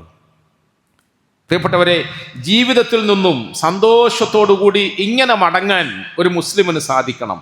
അതിനാണ് അള്ളാഹു നമുക്ക് ദീൻ തന്നത്, അതിനാണ് നമുക്ക് അള്ളാഹു നോമ്പ് തന്നത്, അതിനാണ് അള്ളാഹു നമുക്ക് റമദാൻ തന്നത്. അല്ലാതെ വെറുതെ പട്ടിണി ഇരിക്കാനും കുറേ ദിക്റും ദുആയും ഒക്കെ പറഞ്ഞ് ചരിത്രം സൃഷ്ടിക്കാനും അല്ല. ഈ ജീവിതത്തിൽ നിന്നും എന്നേക്കുമായി മടങ്ങുമ്പോൾ ഫാത്തിമ ബീവി പോയതുപോലെ നമുക്ക് പോകാൻ പറ്റണം. അഷ്റഫുൽ ഖൽഖ് സല്ലല്ലാഹു അലൈഹി വസല്ലമ പോയതുപോലെ നമുക്ക് പോകാൻ പറ്റണം. അബ്ശിറൂ ബിൽ ജന്നത്തില്ലത്തി കുൻതും തുഅദൂൻ, അബ്ശിറൂ ബിൽ ജന്നത്തില്ലത്തി കുൻതും തുഅദൂൻ. ഫാത്തിമ റളിയല്ലാഹു അൻഹ അവറുകൾ എപ്രകാരമാണോ സന്തോഷത്തോടുകൂടി ഈ ഭൂമിയിൽ നിന്നും യാത്രയായത്, അതുപോലെ നമുക്ക് യാത്രയാകാൻ കഴിയണം. അതിനെന്ത് വേണം? അതിന് ഈ അവസാന നിമിഷം വരെയും ഞാൻ എൻ്റെ ജീവിതത്തെ ശ്രദ്ധിച്ചിട്ടുണ്ട്, സൂക്ഷിച്ചിട്ടുണ്ട്. നമ്മൾ കഴിഞ്ഞ ആഴ്ചയിൽ പെണ്ണുങ്ങൾക്ക് വേണ്ടി പറഞ്ഞപ്പോഴും പറഞ്ഞു, ഫാത്തിമ റളിയല്ലാഹു അൻഹ അവറുകൾ ഈ വസിയ്യത്തിൽ തൻ്റെ പ്രിയപ്പെട്ട അലിയിനോട് ചില രഹസ്യങ്ങൾ പറഞ്ഞു. അതിലൊരു രഹസ്യം എന്താണെന്ന് വെച്ചാൽ, അലിയെ എൻ്റെ മരണത്തിന് ശേഷം നിങ്ങൾ ഒരു നല്ല വിവാഹം കഴിക്കണം. എൻ്റെ മരണത്തിന് ശേഷം നിങ്ങളൊരു നല്ല വിവാഹം കഴിക്കണം, നിങ്ങൾ സുഖമായി ജീവിക്കണം. എനിക്കതിൽ സന്തോഷമാണ്. പക്ഷേ നിങ്ങളൊരു വിവാഹം കഴിച്ച് സുഖമായി ജീവിക്കുമ്പോൾ എൻ്റെ ഈ പറക്കമുറ്റാത്ത 2 കിടാങ്ങളില്ലേ, ഹസൻ ഹുസൈൻ, അവരെ നിങ്ങൾ മറക്കരുത്. അവരെ മറക്കരുത് എന്ന് പറഞ്ഞാൽ ഫാത്തിമ ബീവി പറഞ്ഞത്, അവർക്ക് കൃത്യമായി ചെലവിന് കൊടുക്കണം, അവരെ നല്ല സ്കൂളിൽ അയച്ച് പഠിപ്പിക്കണം, അവരെ ഇടയ്ക്കിടയ്ക്ക് ടൂർ കൊണ്ടുപോകണം. നിങ്ങൾ ടൂർ പോകും, അവരെ ഇട്ടിട്ട് പോകരുത് എന്നൊന്നും അല്ല. എൻ്റെ ഈ 2 കിടാങ്ങളെ നിങ്ങൾ തർബിയത്ത് ചെയ്യണം. എൻ്റെ ഈ 2 കിടാങ്ങളെ നിങ്ങൾ നല്ല മക്കളാക്കി പോറ്റി വളർത്തണം. ഒരു ഭാര്യ ഭർത്താവിനോട് അവസാനമായി കൊടുക്കുന്ന വസിയത്താണ്. പ്രിയപ്പെട്ടവരെ, ഈ നിലയിൽ ജീവിതത്തിൽ നിന്നും സന്തോഷത്തോടുകൂടി കർമ്മനിരതമായ നാളുകൾക്ക് വിട നൽകിക്കൊണ്ട് സ്വർഗത്തെ മുന്നിൽ കണ്ടുകൊണ്ട് അള്ളാഹുവിലേക്ക് യാത്രയാകാൻ സാധിക്കണമെങ്കിൽ എന്ത് വേണം? നമ്മുടെ ജീവിതം അടിമുടി അള്ളാഹുവിന് ഇഷ്ടപ്പെട്ടതാകണം. എങ്ങനെയാണോ നമ്മൾ ജീവിക്കുന്നത്, അങ്ങനെയാണ് നമ്മൾ മരിക്കുക. എങ്ങനെയാണോ നമ്മൾ മരിക്കുന്നത്, അങ്ങനെയാണ് നമ്മൾ ഉയർത്തെഴുന്നേൽപ്പിക്കപ്പെടുക എന്ന് റസൂലുള്ളാഹി സ്വല്ലല്ലാഹു അലൈഹി വസല്ലമ തങ്ങൾ, തമൂതൂന കമാ തഹ്യൂൻ, നിങ്ങൾ എങ്ങനെയാണോ ജീവിക്കുന്നത് അങ്ങനെയാണ് നിങ്ങൾ മരിക്കുക. നിങ്ങൾ എങ്ങനെയാണോ മരിക്കുന്നത് അങ്ങനെയാണ് ഉയർത്തെഴുന്നേൽപ്പിക്കപ്പെടുക. നമ്മൾ നല്ല ഭർത്താവായി ജീവിച്ചാൽ, നമ്മൾ നല്ല ഭാര്യയായി ജീവിച്ചാൽ, നമ്മൾ നല്ല മകനായി ജീവിച്ചാൽ, നല്ല വാപ്പയായി ജീവിച്ചാൽ, നല്ല മകളായി ജീവിച്ചാൽ, നമുക്ക് ആ നിലയിൽ നല്ല മകളായി, നല്ല മകനായി, നല്ല വാപ്പയായി, നല്ല ഭർത്താവായി, നല്ല ഭാര്യയായി മരിക്കാൻ കഴിയും. അങ്ങനെ മരിച്ചാലോ നാളെ പരലോകത്ത് അള്ളാഹുവിൻ്റെ സന്നിധിയിൽ ഉയർത്തെഴുന്നേൽപ്പിക്കുമ്പോൾ അതേ സന്തോഷത്തോടുകൂടി നമുക്ക് ഉയർത്തെഴുന്നേൽപ്പിക്കപ്പെടാനും കഴിയും. അള്ളാഹു നമുക്കൊക്കെ അതിന് തൗഫീഖ് നൽകി അനുഗ്രഹിക്കുമാറാകട്ടെ. യഥാർത്ഥത്തിൽ അള്ളാഹു സുബ്ഹാനഹു വ തആല നമുക്ക് നൽകിയ ഈ പവിത്രമായ നാളുകൾ അതിനു വേണ്ടിയിട്ടുള്ളതാണ്. വെറുതെ ദിക്ർ ദുആക്കളും ഇബാദത്തുകളും മാത്രമായി നമ്മുടെ സമയം തീർക്കാനുള്ളതല്ല. നമുക്കൊരു നല്ല മനുഷ്യനാകണം, ഒരു നല്ല മുസ്ലിം ആകണം, ഒരു നല്ല മുഅ്മിനാകണം. ആ രംഗത്ത് നമുക്ക് എന്തെങ്കിലും കുറവുകളോ പോരായ്മകളോ വന്നു പോയിട്ടുണ്ടെങ്കിൽ അതിനെക്കുറിച്ചിട്ട് അള്ളാഹുവിനോട് നമ്മൾ പശ്ചാത്തപിക്കണം, പാപമോചനം തേടണം, ഇസ്തിഗ്ഫാർ ചെയ്യണം, നമ്മൾ തിരിച്ചു നടക്കണം. പ്രിയപ്പെട്ടവരെ, റസൂലുള്ളാഹി സ്വല്ലല്ലാഹു അലൈഹി വസല്ലമ തങ്ങൾ യാത്രയാക്കപ്പെടുന്നതിന് മുമ്പ് നബി സല്ലല്ലാഹു അലൈഹി വസല്ലമ തങ്ങളിൽ വിശ്വസിക്കുകയും തങ്ങളെ അനുസരിച്ച് ജീവിക്കാൻ തൗഫീഖ് കിട്ടുകയും ചെയ്യുന്നതിന് മുമ്പ് ഈ സഹാബാക്കളുടെ അവസ്ഥ എന്തായിരുന്നു? ഇന്ന് നമ്മൾ സഹാബാക്കൾ എന്ന് പറയുന്നില്ലേ? ഇന്നലെയും പറഞ്ഞാൽ നോക്കാം, നമ്മൾ ചരിത്രം കേട്ടു.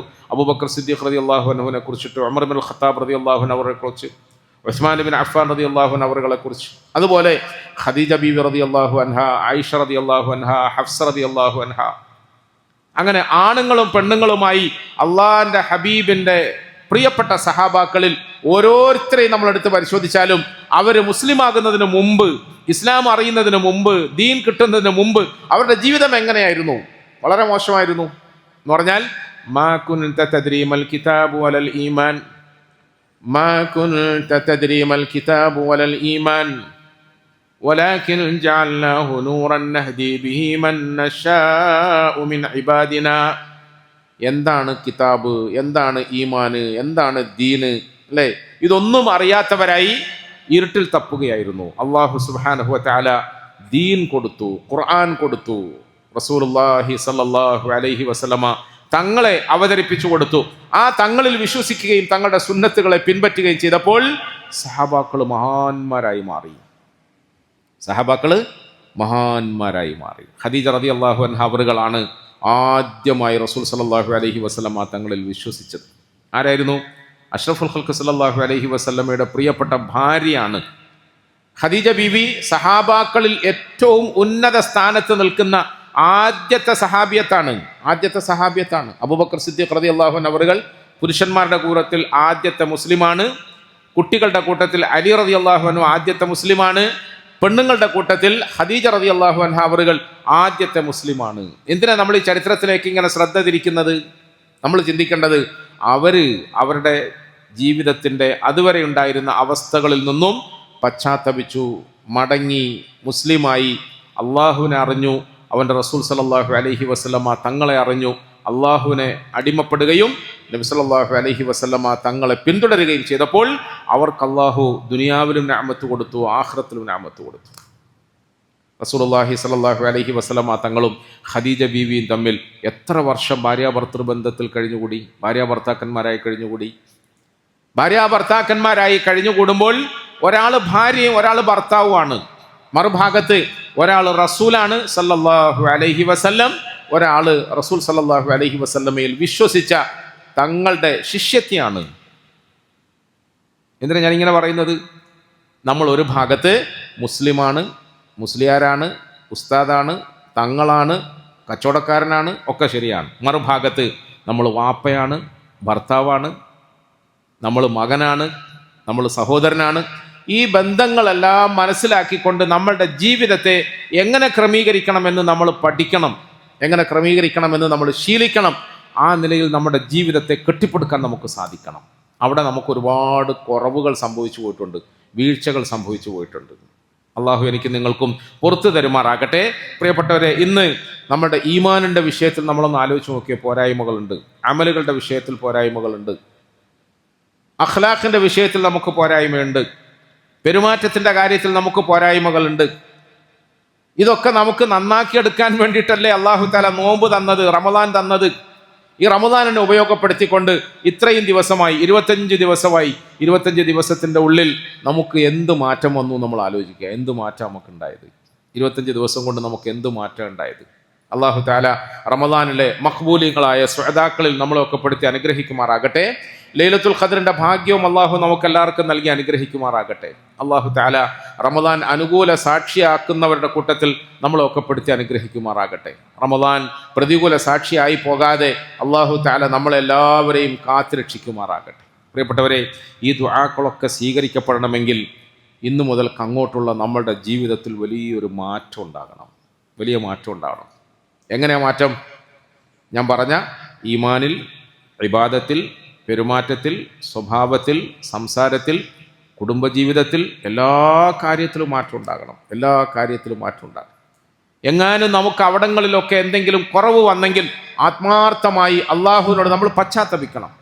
ഞാനിപ്പോൾ ഇന്നലെ രാത്രി ഇങ്ങനെ ദുആ ചെയ്യും, അല്ലാഹുമ്മ ആതിഖ് റിഖാബനാ മിനന്നാർ, അല്ലാഹുമ്മ ആതിഖ് റിഖാബനാ മിനന്നാർ. അല്ലാഹുവേ, ഞങ്ങളുടെ പെരടികളെ നരകത്തിൽ നിന്ന് നീ മോചിപ്പിക്കണേ എന്നാണ്. അല്ലാഹുമ്മ ആതിഖ് റിഖാബനാ മിനന്നാർ, അല്ലാഹുമ്മ ആതിഖ് റിഖാബനാ വറിഖാബ ആബാഇനാ വ ഉമ്മഹാതിനാ വ ഇഖ്വാനിനാ.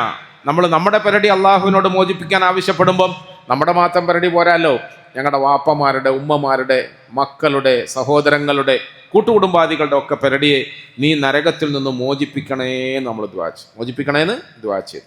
നിങ്ങൾ ശ്രദ്ധിച്ചിട്ടുണ്ടോ? ഞാൻ ഇന്നലെയാണ് ശരിക്കും ശ്രദ്ധിച്ചത്. എപ്പോഴേ നമ്മൾ ദ്വാരക്കുന്നുണ്ട്, റിഖാബ ആബാഇന വ ഉമ്മഹാത്തിന വ ഇഖ്വാനിന മിനദ്ദൈനി വൽ മളാലിമി വന്നാർ. ശ്രദ്ധിച്ചിട്ടുണ്ടോ? ഞാൻ ഇന്നലെയാണ് ശരിക്കും ശ്രദ്ധിക്കുന്നത്. ഇന്നലെ മിനിഞ്ഞാന്ന് ജുമാ ദിവസം മിനദ്ദൈനി വൽ മളാലിമി വന്നാർ എന്ന് പറഞ്ഞു. പടച്ചവനെ, ഞങ്ങൾക്ക് നരകത്തിൽ നിന്ന് മോചനം കിട്ടണം എന്ന് മാത്രമല്ല നമ്മൾ പറയുന്നത്. നരകത്തിൽ നിന്ന് മോചനം കിട്ടണം, കടങ്ങളിൽ നിന്ന് ഞങ്ങൾക്ക് മോചനം കിട്ടണം, അക്രമങ്ങൾ, അനീതികളിൽ നിന്നും ഞങ്ങളെ രക്ഷപ്പെടുത്തി തരണം, എല്ലാ മാനസിക, ശാരീരിക, കുടുംബപരമായ, സാമൂഹികമായ, രാഷ്ട്രീയമായ പ്രശ്നങ്ങളിൽ നിന്നും ഞങ്ങളെ മോചിപ്പിക്കണേ എന്ന് ദുആ ചെയ്യുന്നു. തിരിയുന്നുണ്ടോ? എന്ന് പറഞ്ഞാൽ നമ്മൾ അനുഷ്ഠിക്കുന്ന ഈ പരിശുദ്ധ നോമ്പും നമ്മൾ നിർവഹിക്കുന്ന പരിശുദ്ധ ദീനും ഒന്നും വെറും സ്വർഗവും നരകവും മാത്രം ബേസ് ചെയ്തിട്ടുള്ളതല്ല. പിന്നെയോ, റമദാൻ കഴിയുന്നതോടെ നമ്മുടെ കടങ്ങളെല്ലാം തീരണം. എന്താ ഒരു ആകാംക്ഷയോടുള്ള നോട്ടം. റമദാൻ കഴിയുന്നതോടുകൂടി നമ്മുടെ കടങ്ങളെല്ലാം തീരണം. റമദാൻ കഴിയുന്നതോടുകൂടി നമ്മുടെ കുടുംബ പ്രശ്നങ്ങളെല്ലാം തീരണം. റമദാൻ കഴിയുന്നതോടുകൂടി, റമദാൻ കഴിയാൻ ഇനി 5 ദിവസമേ ഉള്ളൂ, 5 ദിവസം കാത്തുക്കൊന്നും വേണ്ട, ഇന്ന് തന്നെ നമ്മുടെ പ്രശ്നങ്ങളെല്ലാം തീരണം, നമ്മുടെ വിഷമങ്ങളെല്ലാം തീരണം, നമ്മുടെ ബുദ്ധിമുട്ടുകളൊക്കെ തീരണം. പ്രിയപ്പെട്ടവരെ, ഈ വിഷമങ്ങളും വേദനകളും തന്നവൻ അള്ളാഹുവാണ്. ഈ വേദനകളും വിഷമങ്ങളും ഒക്കെ തന്നവൻ അള്ളാഹുവാണ്. അത് നമ്മളെ പരീക്ഷിക്കാൻ വേണ്ടി, പരിശോധിക്കാൻ വേണ്ടി തന്നതാണ്. അല്ലാതെ നമ്മളോട് ദേഷ്യമുള്ളതുകൊണ്ടും കോപമുള്ളതുകൊണ്ടും ഒന്നും തന്നൊന്നുമല്ല. അങ്ങനെയാണെങ്കിൽ പടച്ചവനെ, ഇതങ്ങ് നീ തിരിച്ചെടുക്കണേ റബ്ബേ എന്ന്. റബ്ബേ, നീ അങ്ങ് തിരിച്ചെടുക്കണേ. ഞങ്ങളുടെ തലയിൽ നിന്നും നരകം നീ ഒഴിവാക്കി തരുന്നത് പോലെ ഞങ്ങളുടെ തലയിൽ നിന്നും കടബാധ്യതകളെ നീ ഒഴിവാക്കി തരണേ, കഷ്ടപ്പാടുകളെ ഒഴിവാക്കി തരണേ. ഞങ്ങളുടെ ശിരസിൽ നിന്നും, തലയിൽ നിന്നും, പിരടിയിൽ നിന്നും ജീവിത പ്രയാസങ്ങളെ നീ ഒഴിവാക്കി തരണേ. ആരോടാ ചോദിക്കേണ്ടത്? അള്ളാഹുവിനോട് ചോദിക്കണം. അത് ചോദിച്ചു വാങ്ങണം. അത് ചോദിച്ചു വാങ്ങാനുള്ള ഒരറിവും കഴിവും ബന്ധവും നമുക്ക് ഈ റമദാനിന്റെ അവസാനത്തെ നാളുകളിലൂടെ ലഭിക്കണം. നമ്മൾ വേറെ എവിടെ പോയി ചോദിച്ചാലും കിട്ടാത്തത്. ഇപ്പം രോഗം വന്നാൽ നമ്മൾ എവിടെയാ പോവുക? രോഗം വന്നാൽ നമ്മൾ ആശുപത്രികളിലാണ് പോവുക. കടങ്ങൾ വന്നാൽ എവിടെയാ പോവുക? ബാങ്കുകളിലാണ് പോവുക, പലിശക്കാരൻ്റെ അടുത്താണ് പോവുക. ഞാൻ മറുപടി പറയാത്തത് സമയമില്ലാത്തതുകൊണ്ട്, അല്ലെങ്കിൽ നിങ്ങളെ കൊണ്ട് മറുപടി പറയിപ്പിക്കണം. ഇത് നമ്മളുടെ ഒരു തെറ്റായ കൺസെപ്റ്റാണ്, തെറ്റായ ജീവിത രീതിയാണ്, നമ്മളിൽ വന്നുപോയ അള്ളാഹുവിൻ്റെ ഭാഗത്തുള്ള ഒരു ശിക്ഷയാണ്. രോഗം വന്നാൽ നമ്മൾ ആശുപത്രിയിൽ പോകുന്നു, കടങ്ങൾ വന്നാൽ അഥവാ കടം വേണമെന്ന് തോന്നിയാൽ നമ്മൾ ബാങ്കുകളെ സമീപിക്കുന്നു, പലിശക്കാരനെ സമീപിക്കുന്നു. ഇതുപോലെ നമുക്ക് മനസ്സിനൊരു സമാധാനം, സന്തോഷം വേണമെന്ന് തോന്നുമ്പോൾ ഹറാമായ മാർഗത്തിൽ പോകുന്നു, അല്ലേ?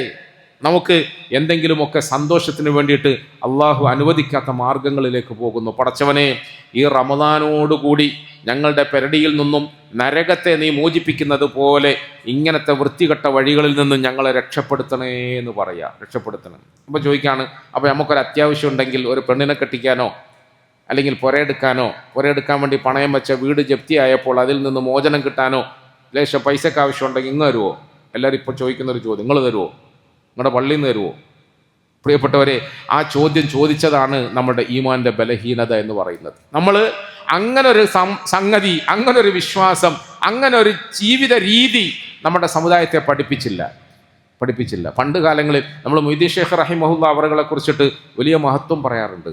അദ്ദേഹത്തിൻ്റെ വാപ്പയും ഉമ്മയും മകൻ എന്ന നിലയിൽ ചെറിയ പ്രായം മുതൽക്കേ വളർത്തിയപ്പോൾ ഉമ്മാൻ്റെ അടുക്കൽ വന്നിട്ട് ഉമ്മ വിശക്കുന്നു, എന്തെങ്കിലും വേണം എന്ന് പറയാം. നമ്മളെന്താ പറയുക?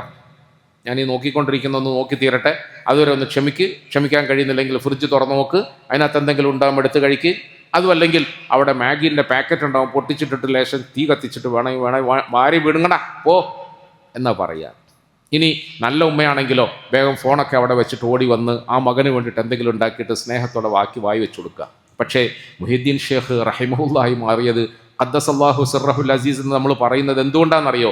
അദ്ദേഹത്തെ പോറ്റി വളർത്തിയ ഉപ്പാൻ്റെ അരികിൽ വന്നിട്ട് ചെറിയ പ്രായത്തിൽ ഉമ്മ വിശക്കുന്നു, എന്തെങ്കിലും ഉണ്ടോ എന്ന് ചോദിക്കുമ്പോൾ വാപ്പയും ഉമ്മയും തമ്മിൽ പണ്ടേ പറഞ്ഞു വെച്ചതിൻ്റെ അടിസ്ഥാനത്തിൽ മോനോട് പറയും, മോനെ വിശന്നാൽ നീ ആരോടാ ചോദിക്കേണ്ടത്? ആരാ നിനക്ക് വിശപ്പ് തരുന്നത്? നമ്മൾ ചെറിയ കുട്ടികളെ പഠിപ്പിക്കുന്നില്ലേ?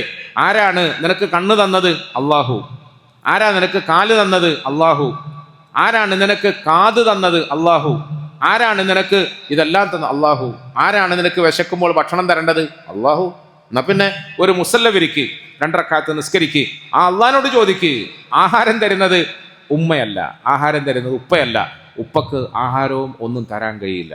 ഇത് പറയാനിപ്പം ഉസ്താദായി എനിക്ക് പോലും ധൈര്യക്കുറവ് പോലെ. നമുക്ക് നമ്മുടെ മക്കളോട് പറയാൻ കഴിയുമോ? എടാ വിശക്കുന്നുണ്ടോ, എന്താ വേണ്ടേ, 2 റക്അത്ത് നിസ്കരിക്കുക, അള്ളാഹുവിനോട് ചോദിക്കുക എന്ന് പറയാനുള്ള ധൈര്യം നമുക്ക് നഷ്ടപ്പെട്ടുകൊണ്ടിരിക്കും. പക്ഷേ നമ്മൾ ഇന്ന് പുകഴ്ത്തി പറയുന്ന മഹാത്മാക്കളുടെ ഉമ്മമാരും വാപ്പമാരും അവരെ പോറ്റി വളർത്തിയപ്പോൾ അവർക്ക് അങ്ങനെ ഒരു ശീലം കൊടുത്തു. പോടാ, പോയി മുസല്ല വിരിക്ക്, നിസ്കരിക്ക്, ആരാണോ നിന്റെ റാസിഖായ റബ്ബ് അവനോട് ഭക്ഷണത്തിന് ചോദിക്കും, അവൻ തരും. പ്രിയപ്പെട്ടവരെ, ആ കൊച്ചു കുഞ്ഞ് അന്ന് മുതൽക്ക് അങ്ങനെയാണ് ഭക്ഷണം വാങ്ങിയത്, അങ്ങനെയാ ഭക്ഷണം വാങ്ങി. ഞാൻ ചരിത്രം പറഞ്ഞാൽ സമയം തീർന്നു, ഇനി ചരിത്രം പറയൂല, ചരിത്രം കുറച്ചുകൂടെ ബാക്കി ഇക്കട്ടെ, എന്നാൽ നിങ്ങൾക്ക് ഇനി കേൾക്കണമെന്നൊരു ആകാംക്ഷ ഉണ്ടാവും. എല്ലാം അങ്ങ് പറഞ്ഞു തീർന്നാൽ, ഇപ്പം ഞാൻ 2 കാര്യം പറഞ്ഞ് മൂന്നാമത്തെ 1 വിട്ടപ്പോൾ കുറേ ആളുകൾ വന്നിട്ട് ഏതാ മൂന്നാമത്തേത് എന്ന് ചോദിച്ചു. അതുപോലെ കുറച്ചുകൂടെ നിൽക്കട്ടെ.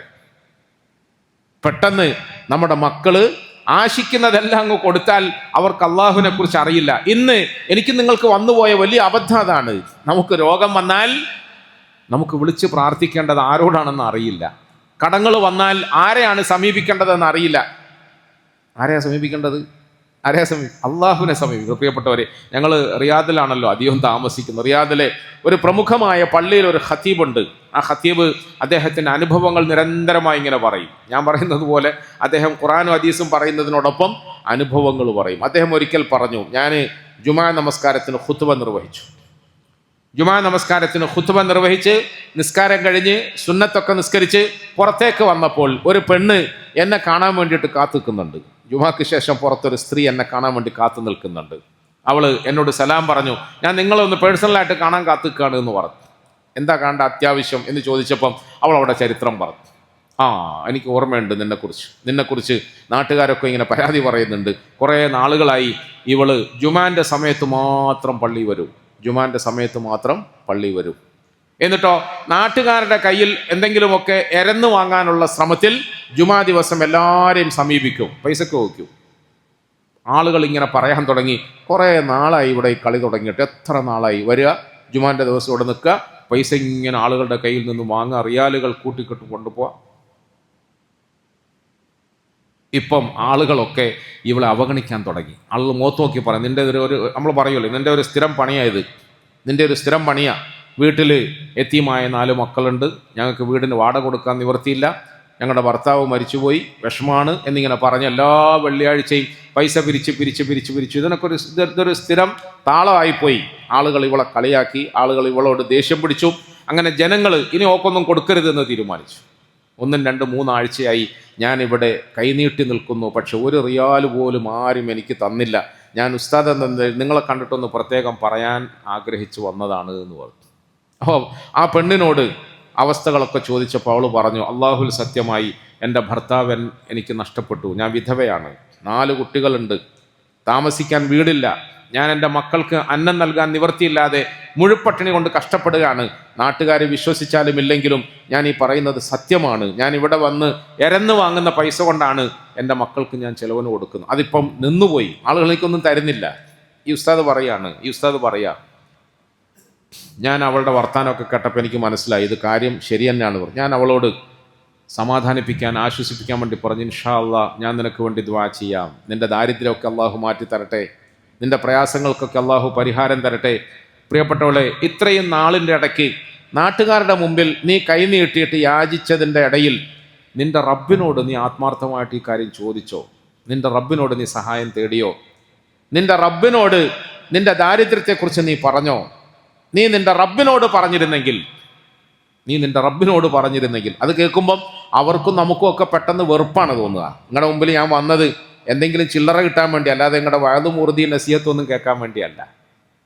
ആ ഉസ്താദ് പറയാണ്, ഞാൻ അവളോട് പറഞ്ഞു, പെങ്ങളെ, നിനക്ക് എന്നോട് വെറുപ്പ് തോന്നിയാൽ ഞാനൊരു കാര്യം പറയട്ടെ, നമ്മളുടെ ജീവിതത്തിൽ ചെയ്തു പോയ തെറ്റുകുറ്റങ്ങളെക്കുറിച്ചിട്ട് ആത്മാർത്ഥമായി പശ്ചാത്തപിക്കുകയും ഇസ്തിഗ്ഫാർ വർദ്ധിപ്പിക്കുകയും ചെയ്താൽ നമ്മളുടെ റസൂൽ സല്ലല്ലാഹു അലൈഹി വസല്ലമ തങ്ങൾ പറഞ്ഞിട്ടുണ്ട്, മൻ ലസിമൽ ഇസ്തിഗ്ഫാർ, ആരെങ്കിലും ഇസ്തിഗ്ഫാറിനെ ജീവിതത്തിൽ മുറുകെ പിടിക്കുകയും നിരന്തരമായി അത് നിർവഹിച്ചുകൊണ്ടിരിക്കുകയും ചെയ്താൽ അല്ലാഹു തആല അവൻ്റെ വിഷമങ്ങളെ മാറ്റും, ദാരിദ്ര്യത്തെ മാറ്റും, പ്രയാസങ്ങളെ തീർക്കും, അള്ളാഹു സഹായിക്കും. ഇത് അള്ളാഹുവിൻ്റെ റസൂൽ പറഞ്ഞതാണ്, എൻ്റെ ജീവിതത്തിൽ ഞാൻ പരീക്ഷിച്ചറിഞ്ഞതാണ്.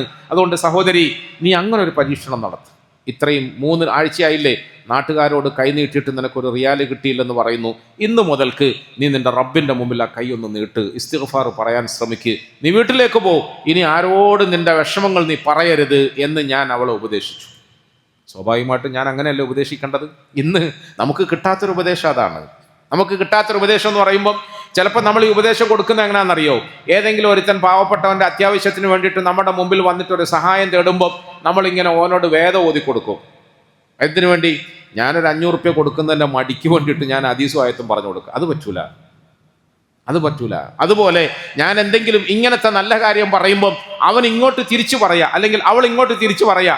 500 റുപ്യ തരുന്നതിൻ്റെ മടിക്ക് നിങ്ങൾ ന്യായം പറയല്ല, ഉണ്ടെങ്കിൽ താ, ഇല്ലെങ്കിൽ എന്നെ വിട്, ഞാൻ പോട്ടെ എന്ന് പറയാ. ഇതും പറ്റൂല. പിന്നെയോ, ആത്മാർത്ഥമായ നിലയിൽ ഒരു പെങ്ങളോട് സ്നേഹത്തോടെ പറയുന്നത് പോലെ നീ പടച്ചവന്റെ മുമ്പിൽ കൈനീട്ടിയോ, പടച്ചവന്റെ മുമ്പിൽ കൈനീട്ടിയോ, പടച്ചവന്റെ മുമ്പിൽ കൈനീട്ട്, ഇസ്തിഗ്ഫാർ വർദ്ധിപ്പിക്ക്, അള്ളാഹു നിന്നെ സഹായിക്കും, അള്ളാഹു നിന്നെ സഹായിക്കും. ആ ഉസ്താദ് പറയാണ്, പിന്നെ അടുത്ത ആഴ്ച ഞാൻ ശ്രദ്ധിച്ചു ഇവളുണ്ടോന്ന്, ഇവള് വന്നില്ല. പിന്നെ 2 ആഴ്ച 3 ആഴ്ച 4 ആഴ്ച കുറേ ആഴ്ചകൾ നോക്കി. അപ്പോൾ എനിക്കെൻ്റെ ആകാംക്ഷ വർദ്ധിച്ചു. പടച്ചോനെ, ഞാൻ പറഞ്ഞതിൻ്റെ പേരിൽ ഇവൾക്ക് വിഷമമായി, ഇനി മേലാ ഓളിങ്ങോട്ട് വരാണ്ടായി, എന്തായി ഏതായി? കാലങ്ങൾ കഴിഞ്ഞു, ഇവളെ കാണുന്നേ ഇല്ല. എൻ്റെ മനസ്സിലൊരു കൗതുകം, ഒരു ജിജ്ഞാസ, എന്തായിന്ന് അറിയണ്ടേ? ഞാൻ പല ആളുകളോടും അന്വേഷിച്ചു, അവളെക്കുറിച്ചിട്ട് എന്തെങ്കിലും വിവരം കിട്ടാൻ സാധ്യതയുണ്ടോ എന്ന് അന്വേഷിച്ചു. അങ്ങനെ അന്വേഷിച്ച് അവളുടെ അയൽവാസിയെക്കുറിച്ചിട്ട് വിവരം കിട്ടി. ഞാൻ വണ്ടിയെടുത്ത് ചങ്ങായിമാരെ കൂട്ടി അയൽവാസിയുടെ അടുക്കൽ പോയി.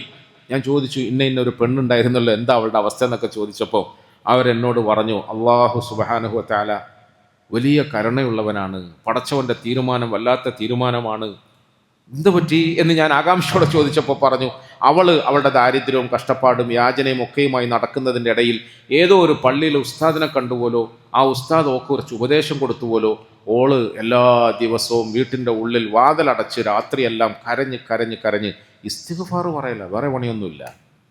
ഏതോ ഒരു ഉസ്താദ് ഉപദേശം കൊടുത്തുപോലോ, ആ ഉപദേശത്തിന്റെ അടിസ്ഥാനത്തിൽ അവൾ കുറേ നാള് വീടടച്ച് ആരുമായി ഒരു ബന്ധവുമില്ലാതെ തൻ്റെ പട്ടിണി കിടക്കുന്ന യതീമായ മക്കളെ മുന്നിലിരുത്തിയിട്ട് മുസല്ലയിലിരുന്നിട്ട് ഇസ്തിഗ്ഫാർ പറഞ്ഞ് പശ്ചാത്തപിച്ച് പടച്ചവനോട് ഇസ്തിഗ്ഫാർ പറഞ്ഞ് ചരിത്രം. എന്നിട്ട് എന്തായി അതറിയണ്ടേ? എന്നിട്ട് എന്തായി? അപ്പോൾ നാട്ടുകാർ സന്തോഷത്തോടെ പറഞ്ഞു, അങ്ങനെ ഇരിക്കെ ഒരു ദിവസം അവളുടെ ഉപ്പയുടെ ബന്ധത്തിൽപ്പെട്ട ഒരു ചെറുപ്പക്കാരൻ അവൻ്റെ ഉമ്മയും കൂട്ടിയിട്ട് ഈ പെണ്ണിനെ കുറിച്ചിട്ട് വിവരം അറിഞ്ഞ് അവൾ താമസിക്കുന്ന വാടക വീട്ടിൽ കാണാൻ വന്നു. ഇത് ചരിത്രമല്ല കേട്ടോ, സംഭവമാണ്. ഇപ്പം ജീവിച്ചിരിക്കുന്ന നമ്മുടെ അവിടുത്തെ ഖത്തീബ് ഉസ്താദ് പറയുന്ന സംഗതിയാണ്, അനുഭവമാണ്. കാണാൻ വന്നു. എന്താ കാരണം?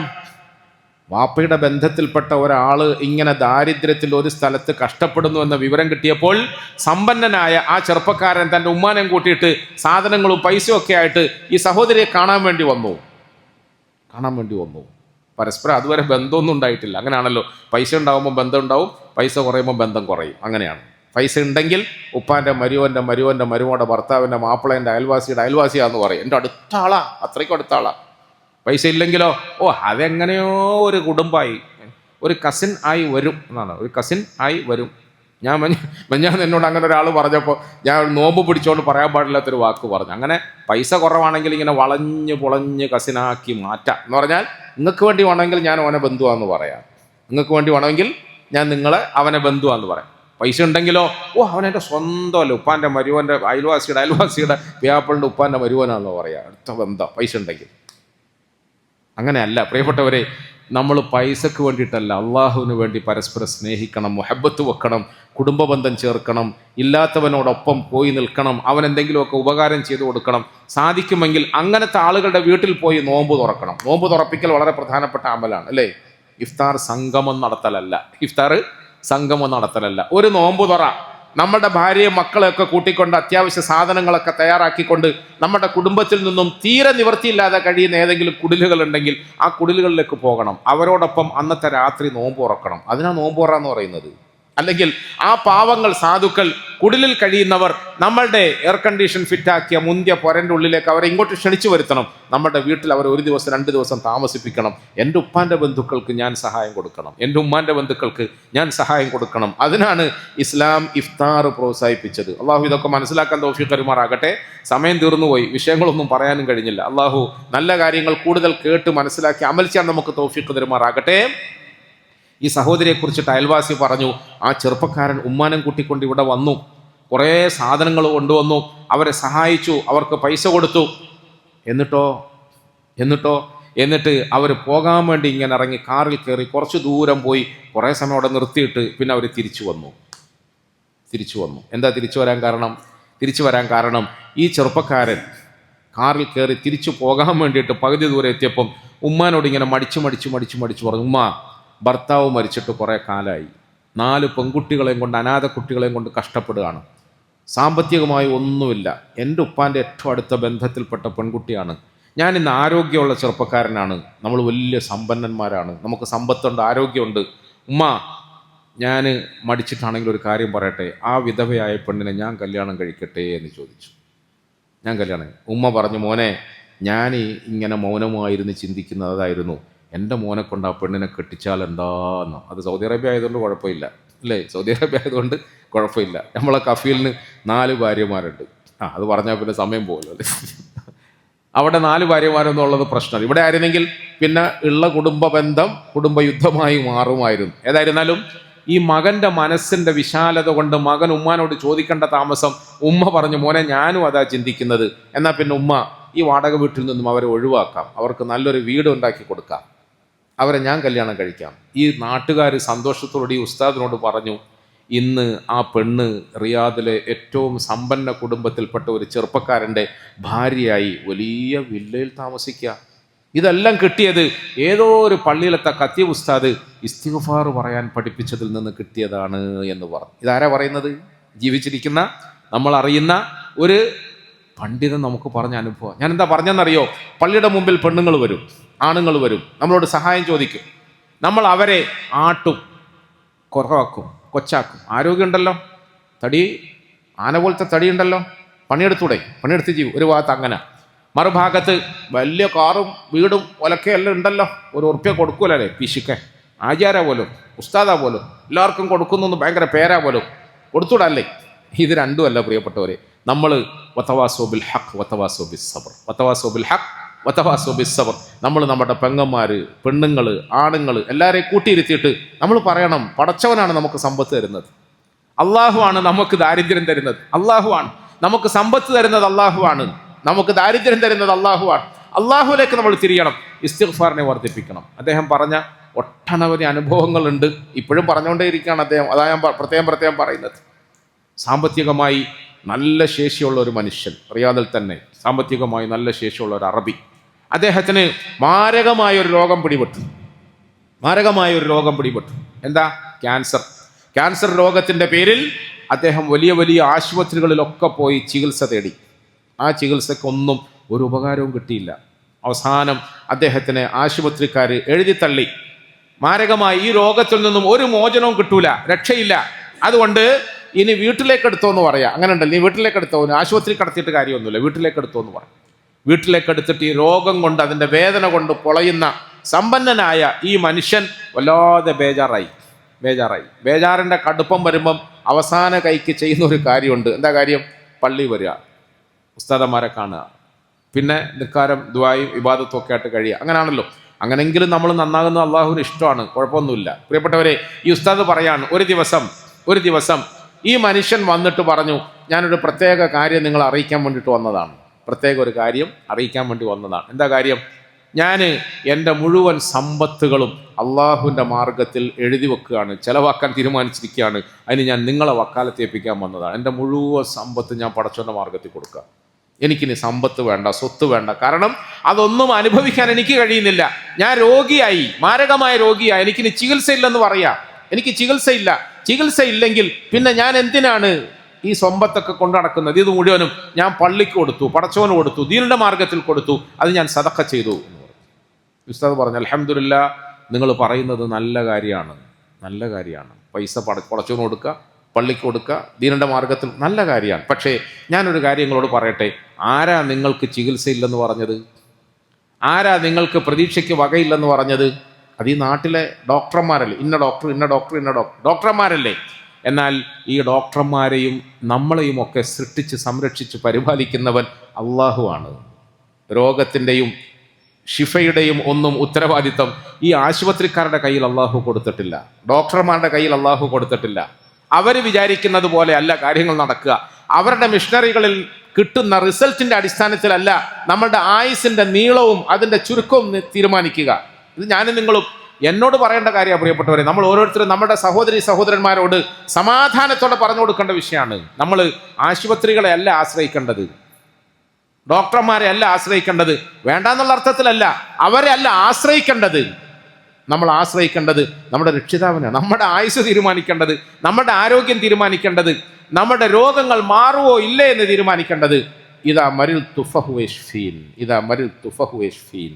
നമുക്ക് രോഗം വന്നാൽ അവനാണ് ഷിഫാക്കുന്നത്. ആ അള്ളാഹുവിനെ കുറിച്ച് നമുക്ക് ബോധം ഉണ്ടാവണം. ഈ ഉസ്താദ് പറയാണ്, ഞാൻ അദ്ദേഹത്തോട് ശക്തമായ ഭാഷയിൽ പറഞ്ഞു, ഡോക്ടർമാർക്ക് തെറ്റുപറ്റാം, പരിശോധനയുടെ റിപ്പോർട്ടുകളിൽ തെറ്റുപറ്റാം, നിങ്ങളുടെ രോഗങ്ങൾ നിമിഷം കൊണ്ട് മാറ്റിത്തരാൻ നിങ്ങളുടെ രക്ഷിതാവിന് കഴിവുണ്ട്. ഞാൻ ധൈര്യത്തോടെ പറയുന്നത് എന്താണെന്നറിയോ? ഇതാ നിങ്ങളുടെ മുമ്പിൽ നിൽക്കുന്ന, ഇന്ന് നിങ്ങൾക്ക് വേണ്ടി ഖുതുബ പറയുന്ന, നിങ്ങൾക്ക് വേണ്ടി ഇമാമത്ത് നിൽക്കുന്ന, നിങ്ങൾ വിഷമം പറയാൻ വേണ്ടിയിട്ട് സമീപിച്ച ഈ ആളുണ്ടല്ലോ, ഈ ആള് അമ്മാഹാദ, അതെ, ഈ ആള് നിങ്ങളെപ്പോലത്തെ 4th സ്റ്റേജ് കഴിഞ്ഞ രോഗത്തിൻ്റെ പേരിൽ എല്ലാവരും എഴുതി തള്ളിയ ഒരു സാധുവായിരുന്നു. പക്ഷേ ഈ മുസല്ലയിൽ ഞാൻ കിടന്ന് കരഞ്ഞ എൻ്റെ കണ്ണുനീര്, ഈ പള്ളിയിൽ ഞാൻ പടച്ചവന്റെ മുമ്പിൽ കൈനീട്ടിയ എൻ്റെ കരച്ചിലിൻ്റെ ശബ്ദം അള്ളാഹു സ്വീകരിച്ചു. ഇന്ന് നിങ്ങൾ കാണുന്നത് പോലെ എൻ്റെ രോഗം അള്ളാഹു മാറ്റി, എൻ്റെ രോഗം അള്ളാഹു മാറ്റി. ഇതാ മരിൽ തുഫഹുവേഷ്ഫീൻ, ഞാൻ രോഗിയായാൽ എൻ്റെ റബ്ബ് എനിക്ക് ഷിഫ തരും. അതുകൊണ്ട് നിങ്ങൾ നിരാശപ്പെടുവൊന്നും വേണ്ട, നിങ്ങൾ നിരാശപ്പെടുവൊന്നും വേണ്ട. ഒരു കാര്യം ചെയ്യ്, നമുക്ക് ഈ സദഖകളൊക്കെ ചെയ്യാം, ഇസ്തിഗ്ഫാർ വർദ്ധിപ്പിക്കാം, ദുആയും കരച്ചിലും വർദ്ധിപ്പിക്കാം, സദഖ ചെയ്യാം. സദഖ ചെയ്യണം, അത് ചികിത്സയാണ്. സദഖ ചെയ്യണം, അത് ചികിത്സയാണ്.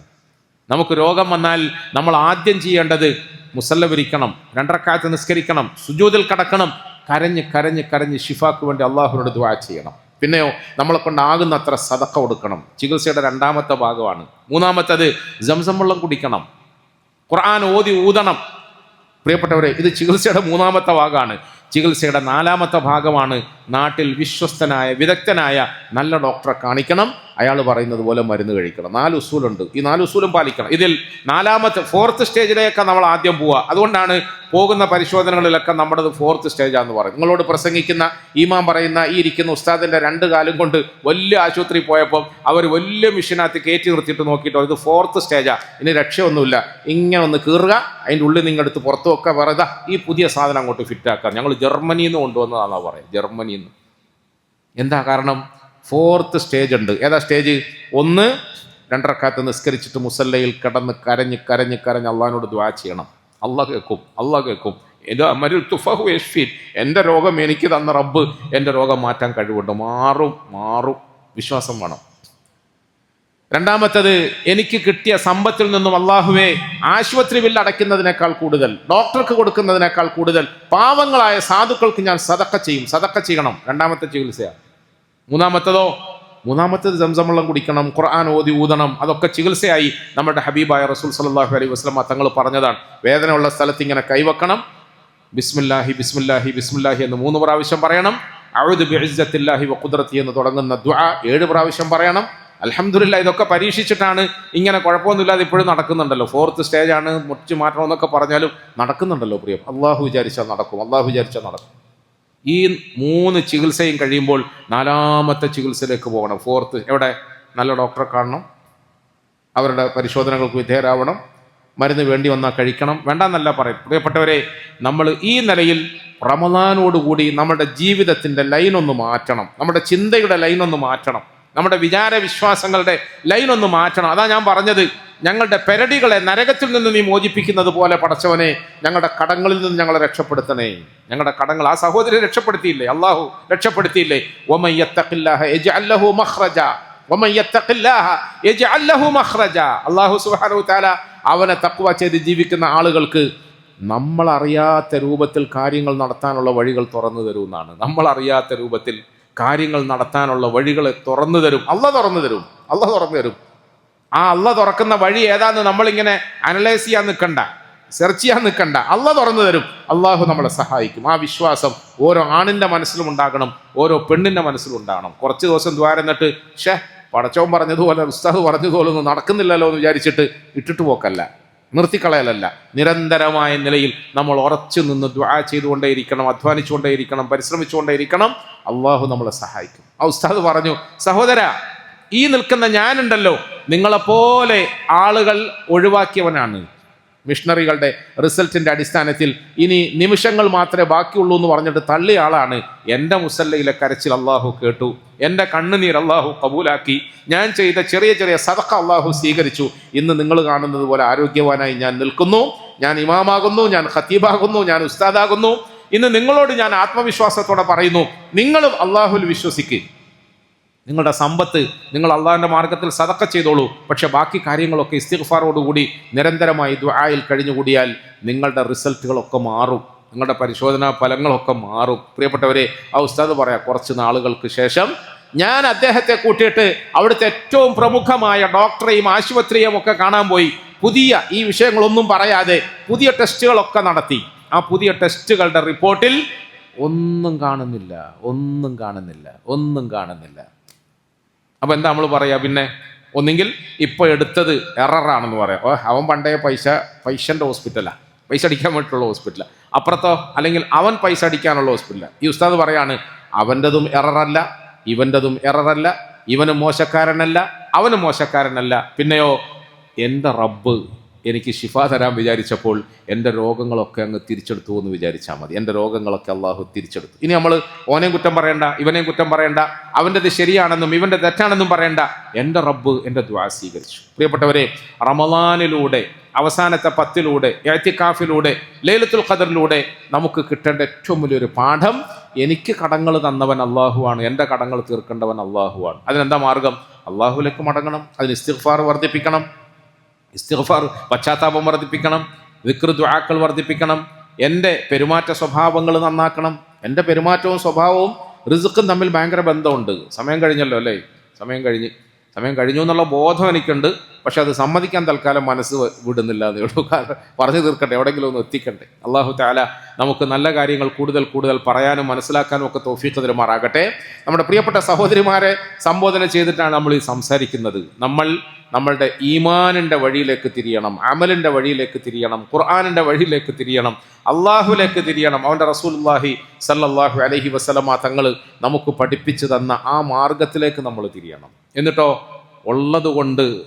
ഉള്ളതുകൊണ്ട് സുഖമായി സന്തോഷമായി ജീവിക്കാനുള്ള ഒരു രീതി നമ്മൾ പഠിക്കണം. കഴിഞ്ഞ ഖുത്ബയിൽ ഞാൻ ഉമർ ബിൻ അബ്ദുൽ അസീസ് റഹിമഹുല്ലാഹ് അവരുടെ ഒരു ചരിത്രം പറഞ്ഞു. നിങ്ങളൊക്കെ കേട്ടിട്ടുണ്ടാവുമല്ലോ അല്ലേ?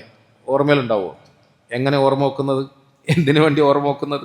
ചരിത്രമായ നിലയിൽ പറയുമ്പം അത് കേൾക്കാൻ ഭയങ്കര രസമാണ്. ഞാൻ ചരിത്രം പറയാൻ ഇഷ്ടപ്പെടുന്ന ആളല്ല. അത് നമ്മുടെ ഇന്നാമൊക്കെ പറയുന്നുണ്ട്. എനിക്ക് അങ്ങനെയൊന്നും പറയാൻ അറിയുകയും ചെയ്യില്ല, അത് പറയുന്നത് എനിക്ക് ഇഷ്ടമല്ലെന്നല്ല, അതിനുള്ളൊരു വാസനയില്ല. പക്ഷേ ഞാൻ ചില പാഠങ്ങൾ പറയാൻ വേണ്ടിയിട്ട് മാത്രം ഇടയ്ക്കിടയ്ക്ക് ഓർക്കുന്നതാണ് പ്രിയപ്പെട്ടവരെ. ഒരു മഹാനായ ഭരണാധികാരി, സാധാരണ ഭരണാധികാരി ഒന്നുമല്ല. നമ്മൾ സാധാരണ ഒരു കച്ചവടക്കാരനാണ്, ചെറിയ വരുമാനമുള്ള ആളാണ്, ചെറിയ മുതലാളിയാണ്. ആ മുതലാളിത്തത്തിൻ്റെ പേരിലാണ് മക്കൾക്ക് ധാരാളിത്തമൊക്കെ നമ്മൾ പഠിപ്പിച്ചത്. നമ്മുടെ മക്കൾ ഇഷ്ടപ്പെടുന്നതൊക്കെ നമ്മൾ വാങ്ങിക്കൊടുക്കുകയാണ്, ആഗ്രഹിക്കുന്നതൊക്കെ നമ്മൾ സാധിപ്പിച്ചു കൊടുക്കുകയാണ്. ആ മക്കൾ ഇങ്ങനെ നമ്മൾ അവരെ സന്തോഷിപ്പിക്കുന്ന എന്തിനാ? അവർ വാപ്പാനോട് സ്നേഹത്തിൽ പെരുമാറണം, വാപ്പാനോട് അനുസരണ കാണിക്കണം, വാപ്പ പറയുന്നത് കേൾക്കണം. അതുകൊണ്ടല്ല നമ്മൾ മക്കൾക്ക് ഇതെല്ലാം കൊടുക്കുന്നത്. പക്ഷേ നമ്മൾ കണ്ടതിൽ വെച്ച് ചരിത്രം കണ്ട ഏറ്റവും വലിയ മഹാനായ ഒരു ഭരണാധികാരി, ഏറ്റവും വലിയൊരു രാജാവ്, ചക്രവർത്തി, തൻ്റെ പ്രിയപ്പെട്ട മക്കളോടുള്ള പെരുമാറ്റം, അദ്ദേഹം, ഞാൻ ഒന്നുകൂടെ പറയാം, പെണ്ണുങ്ങൾ കേൾക്കുന്നത് ഒന്നുകൂടെ പറഞ്ഞേക്കാം. അദ്ദേഹം ഒരു ദിവസം സുഖമില്ലാതെ കിടക്കുന്നു. തൊട്ടടുത്ത റൂമിൽ തൻ്റെ പ്രിയപ്പെട്ട പുത്രി, മകളുണ്ട്. ആ മകളെ പേര് വിളിച്ചുകൊണ്ട് പറയാം, മോളെ, ഉപ്പാക്കൊരു ഗ്ലാസ് വെള്ളം തരുമോ എന്ന് ചോദിക്കും. ഉപ്പാക്കൊരു ഗ്ലാസ് വെള്ളം തരുമോ? ഒരിക്കൽ ചോദിച്ചു, കുറേ നേരം കാത്തു നിന്നു, വെള്ളം കിട്ടിയില്ല. രണ്ടാമത് വീണ്ടും, മോളെ, ഒരു ഗ്ലാസ് വെള്ളം താ. സുഖമില്ലാതെ കടന്നുകൊണ്ട് മകളോട് അല്പം വെള്ളം തരണേ എന്ന് വിളിച്ചു പറയുന്ന ഉമർ ബിൻ അബ്ദുൽ അസീസിന്റെ പ്രിയപ്പെട്ട അനുസരണയുള്ള മകള് തിരിഞ്ഞു നോക്കിയില്ല. 2-3 പ്രാവശ്യം വിളിച്ചിട്ടും മോള് മറുപടി കൊടുക്കാതെ ആയപ്പോൾ ഉമ്മ പെട്ടെന്ന് ഒരു പാത്രത്തിൽ വെള്ളവും കൊണ്ടുവന്നു. അപ്പോൾ ഉപ്പാക്ക് ദേഷ്യം പിടിച്ചു. ഉപ്പ ചോദിച്ചു, എന്താ നീ വെള്ളം കൊണ്ടുവന്നത്? ഞാൻ നിന്നോടല്ലല്ലോ വെള്ളത്തിന് ചോദിച്ചത്, ഞാൻ എൻ്റെ മോളോടല്ലേ. മോളെന്തേ വന്നില്ല?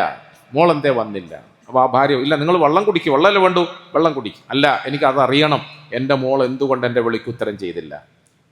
കടക്കയിൽ ഒരു ഗ്ലാസ് വെള്ളത്തിന് ആവശ്യപ്പെടുമ്പോൾ അതെങ്കിലും എടുത്തു തരാൻ എൻ്റെ മകൾക്ക് കഴിയുന്നില്ലെങ്കിൽ പിന്നെ ഞാൻ എന്തിനാണ് ഈ മോളെ പോറ്റിയത്? എന്തിനാ ഞാൻ ആ മോളെ സ്നേഹിച്ചത്? വാപ്പാക്ക് ഇങ്ങനെ ഒരു ഉപകാരം ചെയ്യാൻ കഴിയാത്ത മകളാണെങ്കിൽ ഈ മകൾക്ക് എന്ത് നന്മയാണുള്ളത്? ഭാര്യ പറഞ്ഞു, അവള് വരാൻ കഴിയാത്തൊരു കാരണത്തിൻ്റെ പേരിലാണ് വരാത്തത്, മനഃപൂർവ്വമല്ല, അനുസരണക്കേട് കൊണ്ടല്ല, ധിക്കാരം കൊണ്ടല്ല. എന്താണെന്ന് എനിക്കറിയണം. ഇല്ല, നിങ്ങളോട് പറയരുതെന്ന് നിർബന്ധം പറഞ്ഞു. നിങ്ങളോട് പറയാൻ പാടില്ല, ഉപ്പാനോട് അറിയിക്കാൻ പാടില്ല എന്ന് പറഞ്ഞേ തീരൂ എന്ന് നിർബന്ധം പിടിച്ചപ്പോൾ അവൾ പൊട്ടിക്കരഞ്ഞുകൊണ്ട് ഭാര്യ പറഞ്ഞു, നമ്മളുടെ മകള് നിങ്ങളുടെ വിളിക്ക് ഉത്തരം ചെയ്യാത്തത് വാപ്പയുടെ അനുസരണ ഇല്ലാത്തത് കൊണ്ടല്ല, പിന്നെന്താണെന്നറിയോ, അവൾക്ക് ആകെ ഒറ്റ പൈജാമയേ ഉള്ളൂ, ഒറ്റ പൈജാമ. ആ ഒരു പൈജാമ കീറിപ്പറഞ്ഞപ്പോൾ നാണം മറയ്ക്കാൻ നിർവാഹമില്ലാതെ വാപ്പ വിളിച്ചാൽ പെട്ടെന്ന് അത് ഉടുത്തുകൊണ്ട് ഓടി വരാൻ കഴിയാതെ വീട്ടിൻ്റെ ഉള്ളിൽ ഒളിഞ്ഞിരുന്നു കൊണ്ട് അത് അവൾ തയ്യാറാക്കുകയാണ്. ആ ഒറ്റ പൈജാമ തുന്നി തയ്യാറാക്കി ഇട്ടിട്ട് വേണം വെള്ളം എടുത്തിട്ട് വരാൻ. പക്ഷേ ഈ ഒറ്റ പൈജാമ മാത്രമുള്ള ഞാനത് തുന്നിക്കൊണ്ടിരിക്കുന്നു എന്ന വിവരം എൻ്റെ വാപ്പാനെ അറിയിക്കരുത്. കാരണം എൻ്റെ വാപ്പ അറിഞ്ഞാൽ വാപ്പ വിഷമിക്കും. വാപ്പ രാജാവാണ്, ഞങ്ങളുടെ കാരണവന്മാരെല്ലാം രാജാക്കന്മാരാണ്, ഞങ്ങളുടെ ഉപ്പാപ്പ രാജാവാണ്. എന്നിട്ടും എൻ്റെ വാപ്പാനോടൊപ്പം ജീവിച്ച ഈ മകള് ഇങ്ങനെ ത്യാഗം ചെയ്യേണ്ടി വന്നല്ലോ എന്ന വേജാർ എൻ്റെ ഉപ്പാക്കുണ്ടാവും. എൻ്റെ ഉപ്പാൻ്റെ മനസ്സിനെ വേദനിപ്പിക്കരുത്, അതുകൊണ്ട് ഉമ്മ വേഗം വെള്ളം കൊടുക്ക് എന്ന് പറഞ്ഞ് എന്നെ അയച്ചതാണ് എന്ന് പറഞ്ഞപ്പോൾ ഉമർ ബിൻ അബ്ദുൽ അസീസ് റഹിമഹുല്ലാ അവറുകൾ സന്തോഷം കൊണ്ടും സങ്കടം കൊണ്ടും കരഞ്ഞു. ഇങ്ങനെ പറഞ്ഞു, അൽഹംദുലില്ലാ, എൻ്റെ ഈ അവസ്ഥയിലും എന്നെ സഹിച്ച് ക്ഷമിച്ച് എന്നോടൊപ്പം നിൽക്കാൻ സന്മനസ് കാണിക്കുന്ന മക്കളെ പടച്ചോൻ എനിക്ക് തന്നല്ലോ എന്ന് പറഞ്ഞ് സന്തോഷം. പ്രിയപ്പെട്ടവരെ, ഞാൻ പറയാൻ ഉദ്ദേശിച്ച പാഠം എന്താണെന്നറിയോ? നമ്മളും ഇതുപോലെ കുറേ മക്കളെ പോറ്റുന്നുണ്ട്. നമ്മൾ മക്കൾക്ക് വേണ്ടിയിട്ട് അവരാശിക്കുന്നതെല്ലാം വാങ്ങിക്കൊടുക്കുന്നുണ്ട്, അവരുടെ ആഗ്രഹങ്ങളെല്ലാം പൂർത്തിയാക്കി കൊടുക്കുന്നുണ്ട്. ഈ ആഗ്രഹങ്ങളെല്ലാം പൂർത്തിയാക്കി കൊടുത്ത് പോറ്റി വളർത്തുന്ന ഈ മക്കൾ കിടപ്പിലായി പോകുന്ന സമയത്ത് നമ്മളെ തിരിഞ്ഞു നോക്കുന്നുണ്ടോ ഇല്ലേ നമ്മളൊന്ന് ആലോചിക്കണം. നമ്മൾ തിരിഞ്ഞു നോക്കുന്നുണ്ടോ? ഞാൻ ആത്മാർത്ഥമായ നിലയിൽ അനുഭവത്തിൻ്റെ അടിസ്ഥാനത്തിൽ ഞാൻ പറയാൻ വിചാരിച്ച പാഠം എന്താണെന്നറിയോ? ഇന്നിപ്പം ഗൾഫ് പ്രതിസന്ധി വന്നു, യുദ്ധഭീതി വന്നു, അതിൻ്റെ പേരിൽ നമുക്ക് നാട്ടിൽ പല ജാതി ക്ഷാമങ്ങളും പ്രയാസങ്ങളും വിഷമങ്ങളും വന്നു. ഗ്യാസ് ഇല്ല, കടകൾ അടയ്ക്കാൻ പോകുന്നു, ഹോട്ടലുകൾ അടയ്ക്കാൻ പോകുന്നു, ബേക്കറികൾ അടയ്ക്കാൻ പോകുന്നു. ഗ്യാസ് ഇല്ലാത്തത് കൊണ്ട് കടികൾ ഉണ്ടാക്കാൻ കഴിയില്ല. പറയുന്നത് മനസ്സിലാകുന്നുണ്ടോ? ഗ്യാസ് ഇല്ലാത്തത് കൊണ്ട് കടികളുണ്ട്. അപ്പം നമ്മുടെ ക്യാൻറ്റീൻ്റെ പ്രശ്നം അതാണ്, കടികൾ ഉണ്ടാക്കാൻ പറ്റുന്ന. സാധാരണ നോമ്പിന് പൊറോട്ടയും ചപ്പാത്തിയും ഒക്കെ ഉണ്ട്, അതൊന്നും ഉണ്ടാക്കാൻ കഴിയുന്നില്ല, ഗ്യാസാണ്. അതുകൊണ്ടാണ് ഇങ്ങനെ മാറി മാറി ചോറും നെയ്ച്ചോറും ഒക്കെ. നിങ്ങൾ വിചാരിക്കുന്നത് വേറെ അങ്ങനെയല്ല, ഗ്യാസ് ഇല്ല, എന്ത് ചെയ്യും? പ്രിയപ്പെട്ടവരെ, ഞാൻ പറയാൻ ഉദ്ദേശിക്കുന്ന ഏറ്റവും വലിയ പാഠം എന്താണെന്നറിയോ? ലോകം ഭരിച്ച മഹാനായ ചക്രവർത്തി ഉമർ ബിൻ അബ്ദുൽ അസീസ് റഹിമഹുല്ല സുഖലോലുപതയുടെ നടുവിൽ രാജകീയമായ ഭവനത്തിലോ കൊട്ടാരത്തിലോ ജീവിച്ച് പരിചയിച്ചിട്ട് പിന്നീട് ഇങ്ങനൊരു ദാരിദ്ര്യം വന്നപ്പോൾ ഒറ്റ പൈജാമ മാത്രം കീറിപ്പോയത് ഉള്ളിലിരുന്ന് തുന്നുകയാണ് ആ പെൺകുട്ടി. പക്ഷേ ഉപ്പാനോട് ഒരു മോശ വർത്താനം പറഞ്ഞോ? ഉപ്പാനെ വേദനിപ്പിക്കല്ലേ ഉപ്പാനെ അറിയിക്കരുതേ എന്ന് പറഞ്ഞു. മറ്റൊരിക്കൽ ഉമർ ബിൻ അബ്ദുൽ അസീസ് റഹിമഹുല്ലാ അവറുകളുടെ ഒന്നും രണ്ടും മക്കളല്ല 13 പെൺകുട്ടികളുണ്ടായിരുന്നു അവർ. ഒരു ദിവസം ഉപ്പ വീട്ടിലേക്ക് കയറി വന്നിട്ട് അസ്സലാമു അലൈക്കും വറഹ്മത്തുള്ളാ എന്ന് പറഞ്ഞു. അസ്സലാം. വീട്ടിൽ കയറുമ്പം ദാരിദ്ര്യമാണെങ്കിലും കഷ്ടപ്പാടാണെങ്കിലും സലാം പറയണം, ബർക്കത്തുണ്ടാവും. സലാം പറയണം, സ്നേഹം ഉണ്ടാവും. ഇന്ന് നമുക്ക് കുടിക്കാൻ ഇഷ്ടം പോലെ ഉണ്ട്, തിന്നാൻ ഇഷ്ടം പോലെ ഉണ്ട്, ഉടുക്കാൻ ഇഷ്ടം പോലെ ഉണ്ട്. പക്ഷെ സലാം പറയാൻ മടിയാണ്, ബർക്കത്ത് കുറവാണ്, പരസ്പരം ചിരിക്കാൻ മടിയാണ്. ഉപ്പവും മക്കളും മുഖത്ത് നോക്കി സംസാരിക്കൽ കുറവല്ലേ? ഉമ്മയും മക്കളും മുഖത്ത് നോക്കി സംസാരിക്കൽ കുറവല്ലേ? അഥവാ മുഖത്ത് നോക്കി സംസാരിച്ചാൽ അത് മോശം സംസാരമല്ലേ? ദേഷ്യം പിടിച്ചിട്ടും കലമ്പിയിട്ടും അല്ലേ സംസാരിക്കുക? എന്തേ പ്രിയപ്പെട്ടവരെ നമ്മളുടെ ദീൻ ഇങ്ങനെ ആയത്? എന്തുകൊണ്ടാണ് നമുക്ക് ബർക്കത്തില്ലാതാകും? നമ്മൾ വീട്ടിലേക്ക് കയറുമ്പോൾ സലാം പറയണം, ചിരിക്കണം, എല്ലാവരോടും നല്ല വർത്തമാനം പറയണം, സന്തോഷം പങ്കിടണം. ഉമർ ബിൻ അബ്ദുൽ അസീസ് റഹിമഹുല്ലാ സുന്നത്തനുസരിച്ചിട്ട് വീട്ടിൻ്റെ ഉള്ളിലേക്ക് ഒരിക്കൽ കടന്നു വന്നിട്ട് സലാം പറഞ്ഞു. പെൺകുട്ടികൾ ഓരോരുത്തരും സാധാരണ പോലെ ഓടി വന്ന് ഉപ്പാന്റെ സലാമിന് മടക്കുകയും സന്തോഷത്തോടുകൂടി ഉപ്പാനെ വാരിക്കോരി കെട്ടിപ്പുണരുകയൊക്കെ ചെയ്യുന്നതിന് പകരം അന്ന് അവരുടെ മുണ്ടുകൊണ്ട്, അവരുടെ തട്ടം കൊണ്ട് വായി പൊത്തിപ്പിടിച്ചുകൊണ്ട് അലൈക്കും അസ്സലാം എന്ന് ഒളിച്ചു നിന്ന് പറഞ്ഞു. അലൈക്കും അസ്സലാം. ഉമർ ബിൻ അബ്ദുൽ അസീസ് ചോദിച്ചു, അങ്ങനെ എൻ്റെ മുമ്പിൽ മുഖം മറയ്ക്കാനും മാത്രം എന്തുണ്ടായി? അതല്ല വേണ്ടത്. വാപ്പയും മക്കളും തമ്മിൽ തുറന്ന് സംസാരിക്കണം, വാപ്പയും മക്കളും തമ്മിൽ ചിരിച്ച് സംസാരിക്കണം, വാപ്പയും മക്കളും തമ്മിൽ ഇരുന്ന് സംസാരിക്കാൻ സമയം കണ്ടെത്തണം. അത് ആവശ്യമാണ്.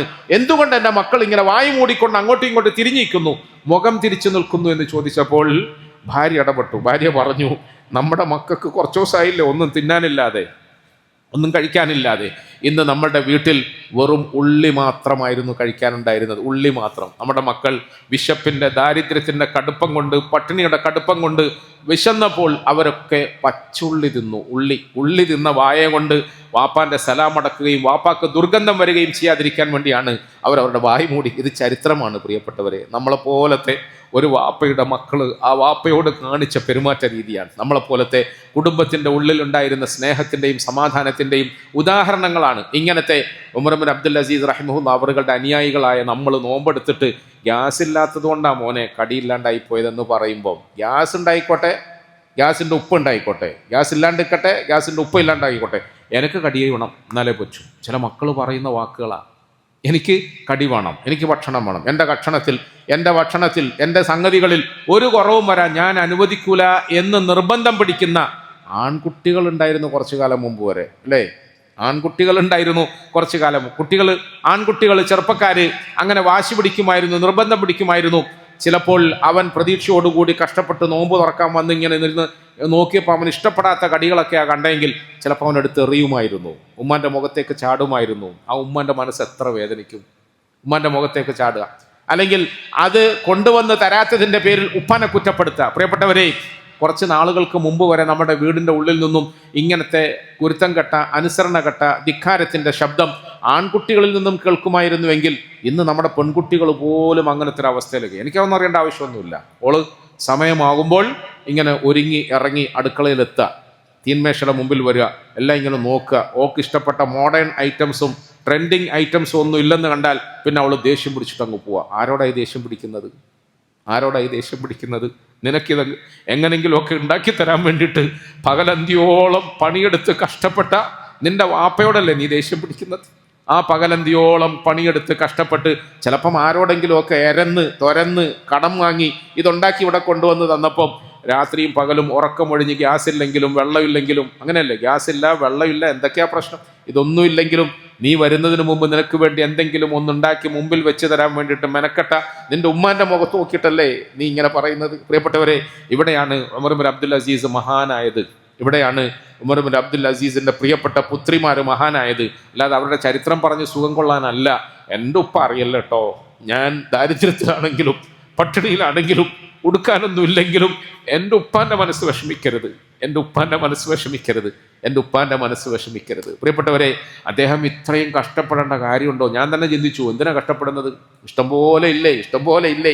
അദ്ദേഹം മരിക്കുന്നതിന് മുമ്പ് അദ്ദേഹത്തിൻ്റെ അളിയന്മാർ, രാജാക്കന്മാർ എല്ലാവരും കൂടെ കൂടിയിട്ട് പറഞ്ഞു, നമ്മളെ മരിമക്കളെ ഇങ്ങനെ ദാരിദ്ര്യത്തിലിട്ടിട്ട് നിങ്ങൾ കഷ്ടപ്പെടുത്താൻ പാടില്ല. അതുകൊണ്ട് നിങ്ങൾ മരണപ്പെടുന്നതിന് മുമ്പ് നിങ്ങൾക്ക് അനുവദനീയമായ അവകാശം, അല്ലാതെ ഇതൊന്നും ഇല്ലാത്തത് കൊണ്ടല്ല, അത് നമ്മൾ മനസ്സിലാക്കണം, ഇല്ലാത്തത് കൊണ്ടല്ല, അനുവദനീയമായ അവകാശപ്പെട്ട സ്വത്തിൽ നിന്നും ഈ മക്കളുടെ പേരിൽ എന്തെങ്കിലും ഒന്ന് എഴുതി വെക്കണം. അല്ലെങ്കിൽ നിങ്ങൾക്ക് ശേഷം ഞങ്ങളുടെ മരിമക്കള് ദാരിദ്ര്യത്തിലായി പോവും, ആളുകളുടെ മുമ്പിൽ കൈനീട്ടേണ്ടി വരും എന്ന് പറഞ്ഞു. മഹാനായ ഉമർ ഇബ്നു അബ്ദുൽ അസീസ് റഹിമഹുല്ലാഹ് അവറുകൾ ആ കാരണവന്മാരുടെ മുമ്പിൽ തൻ്റെ പ്രിയപ്പെട്ട പുത്രിമാരെ എല്ലാം വിളിച്ചിരുത്തിട്ട് ചോദിച്ചു, മക്കളെ, നിങ്ങൾക്ക് അവകാശപ്പെട്ട എന്തെങ്കിലും ഒരു സാധനം എൻ്റെ ഉപ്പ നിങ്ങൾക്ക് വേണ്ടാന്ന് വെച്ചോ, തരാതിരുന്നോ? എന്തെങ്കിലും തരാതിരുന്നിട്ടുണ്ടോ? ഇല്ല. പിന്നെ ഞാൻ നിങ്ങൾക്ക് തരാതിരുന്നത് ഈ പൊതു ഖജനാവിൽ നിന്നും നമ്മളും നമ്മുടെ ബന്ധുക്കളും അനുവദനീയവും അല്ലാത്തതുമായ നിലയിൽ കുറേ കൈയിട്ട് വാരിയതിൻ്റെ ആ ഹറാമുകൾ, അഴുക്കുകൾ നമുക്ക് വേണ്ടാന്ന് തീരുമാനിച്ചിട്ടല്ലേ ഉള്ളൂ. മലയാള ഭാഷയിൽ അതിനെ പരിഭാഷപ്പെടുത്തിയപ്പോൾ പായസം കുടിക്കുകയും ബിരിയാണി തിന്നുകയും ചെയ്യുന്നതിന് പകരം കഞ്ഞി കുടിക്കുകയോ ഉള്ളി തിന്നുകയോ ചെയ്തിട്ട് സ്വർഗത്തിൽ പോകാനല്ലേ മക്കളെ ഉപ്പകളെ പഠിപ്പിച്ചിട്ടുള്ളൂ. പായസവും ബിരിയാണിയും തിന്നിട്ട് നരകത്തിൽ പോകുന്നതിന് പകരം ഉള്ളി തിന്നിട്ടോ കഞ്ഞി കുടിച്ചിട്ടോ സ്വർഗത്തിൽ പോകാനല്ലേ നിങ്ങളെ പഠിപ്പിച്ചിട്ടുള്ളൂ. നിങ്ങളുടെ ഉപ്പ നിങ്ങൾക്ക് അവകാശപ്പെട്ടതൊന്നും തടഞ്ഞില്ല. ആ മക്കൾ പറഞ്ഞു, ഞങ്ങളുടെ ഉപ്പയുടെ പെരുമാറ്റത്തിൽ 100% തൃപ്തരാണ്, ഞങ്ങൾക്ക് പരാതിയില്ല, ഞങ്ങൾക്ക് വിഷമമില്ല, ഞങ്ങൾക്ക് പരിഭവമില്ല. മക്കളോട് എണിച്ചു പോകാൻ വേണ്ടി പറഞ്ഞു. എന്നിട്ട് അളിയന്മാരെ വിളിച്ചിട്ട് പറഞ്ഞു, ഞാൻ എൻ്റെ മക്കൾക്ക് ദീൻ കൊടുത്തിട്ടുണ്ട്. ഇന്ന വലിയല്ലാഹ് അല്ലദീ യതവല്ല സ്സാലിഹീൻ. അവർ സാലിഹീങ്ങളാണെങ്കിൽ അവരുടെ കാര്യം എൻ്റെ റബ്ബ് ഏറ്റെടുക്കും.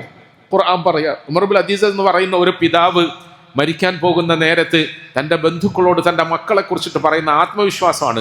ഈ റമദാനിൻ്റെ അവസാന നാളുകളിൽ എത്തിക്കാഫും മറ്റുമൊക്കെ നടത്തുന്ന മുസ്ലിമീങ്ങളായ എൻ്റെ ശബ്ദം കേൾക്കുന്ന സഹോദരി സഹോദരന്മാർ പഠിക്കണം, ഇത് പകർത്തണം. നമ്മുടെ മക്കളെ കുറിച്ചിട്ട് നമുക്ക് ഇങ്ങനത്തെ ഒരു വിശ്വാസം ഉണ്ടാകണം. എൻ്റെ മക്കളെ ഞാൻ സാലിഹാക്കിയിട്ടുണ്ട്, എൻ്റെ മക്കളെ ഞാൻ നിസ്കരിക്കാൻ പഠിപ്പിച്ചു, നിസ്കരിക്കുന്നുണ്ട്. എൻ്റെ മക്കൾ നേരത്തെ പറഞ്ഞതുപോലെ രോഗം വന്നാൽ, കടം വന്നാൽ, വിഷമം വന്നാൽ, പ്രയാസം വന്നാൽ മുസല്ല വിരിച്ച് നിസ്കരിച്ച് പടച്ചവൻ്റെ മുമ്പിൽ കരയാൻ ഞാൻ അവരെ പഠിപ്പിച്ചിട്ടുണ്ട്. ആളെ മുമ്പിൽ കൈനീട്ടാൻ ഞാൻ അവരെ പഠിപ്പിച്ചിട്ടില്ല. എൻ്റെ മക്കൾ സാലിഹീങ്ങളാണെങ്കിൽ ഇന്ന വലിയല്ലാഹു സാലിഹീങ്ങളായ എൻ്റെ മക്കളെ അള്ളാഹു ഏറ്റെടുത്തോളും. എനിക്ക് ബേജാറില്ല. നിങ്ങൾ കാരണവന്മാർ അവരുടെ കാര്യം വിചാരിച്ചിട്ട് ബേജാറൊന്നും ആവണ്ട. ഇനി അഥവാ എൻ്റെ മക്കൾ സാലിഹീങ്ങളല്ല, കുരുത്തം കെട്ടവരാണെങ്കിൽ ആ കുരുത്തം കെട്ടവരായ മക്കൾക്ക് വേണ്ടിയിട്ട് ഒന്നും കൊടുക്കുന്നത് എനിക്ക് സന്തോഷേ ഇല്ല. അതുകൊണ്ട് അവരുടെ കാര്യത്തിൽ എനിക്ക് ബേജാറുമില്ല. സന്തോഷത്തോടുകൂടി ആ മനുഷ്യൻ ലോകത്തോട് വിട പറയുമ്പോൾ ഒരു ശബ്ദം അശരീരി പോലെ കേട്ടുന്നാണ് ചരിത്രം പറയുന്നത്. തിൽക്കദ്ദാറുൽ ആഖിറ നജഅലുഹാ ലില്ലദീന ലാ യുരീദൂന ഉലുവൻ ഫിൽ അർദി വലാ ഫസാദാ വൽ ആഖിബതു ലിൽ മുത്തഖീൻ. ആ ലോകം സ്വർഗമാണ്, ആ ലോകം സന്തോഷപൂർണമാണ്, ആ ലോകം സമാധാനത്തിൻ്റെതാണ്. അത് ആർക്കാണ് അള്ളാഹു കൊടുക്കാന്നറിയോ?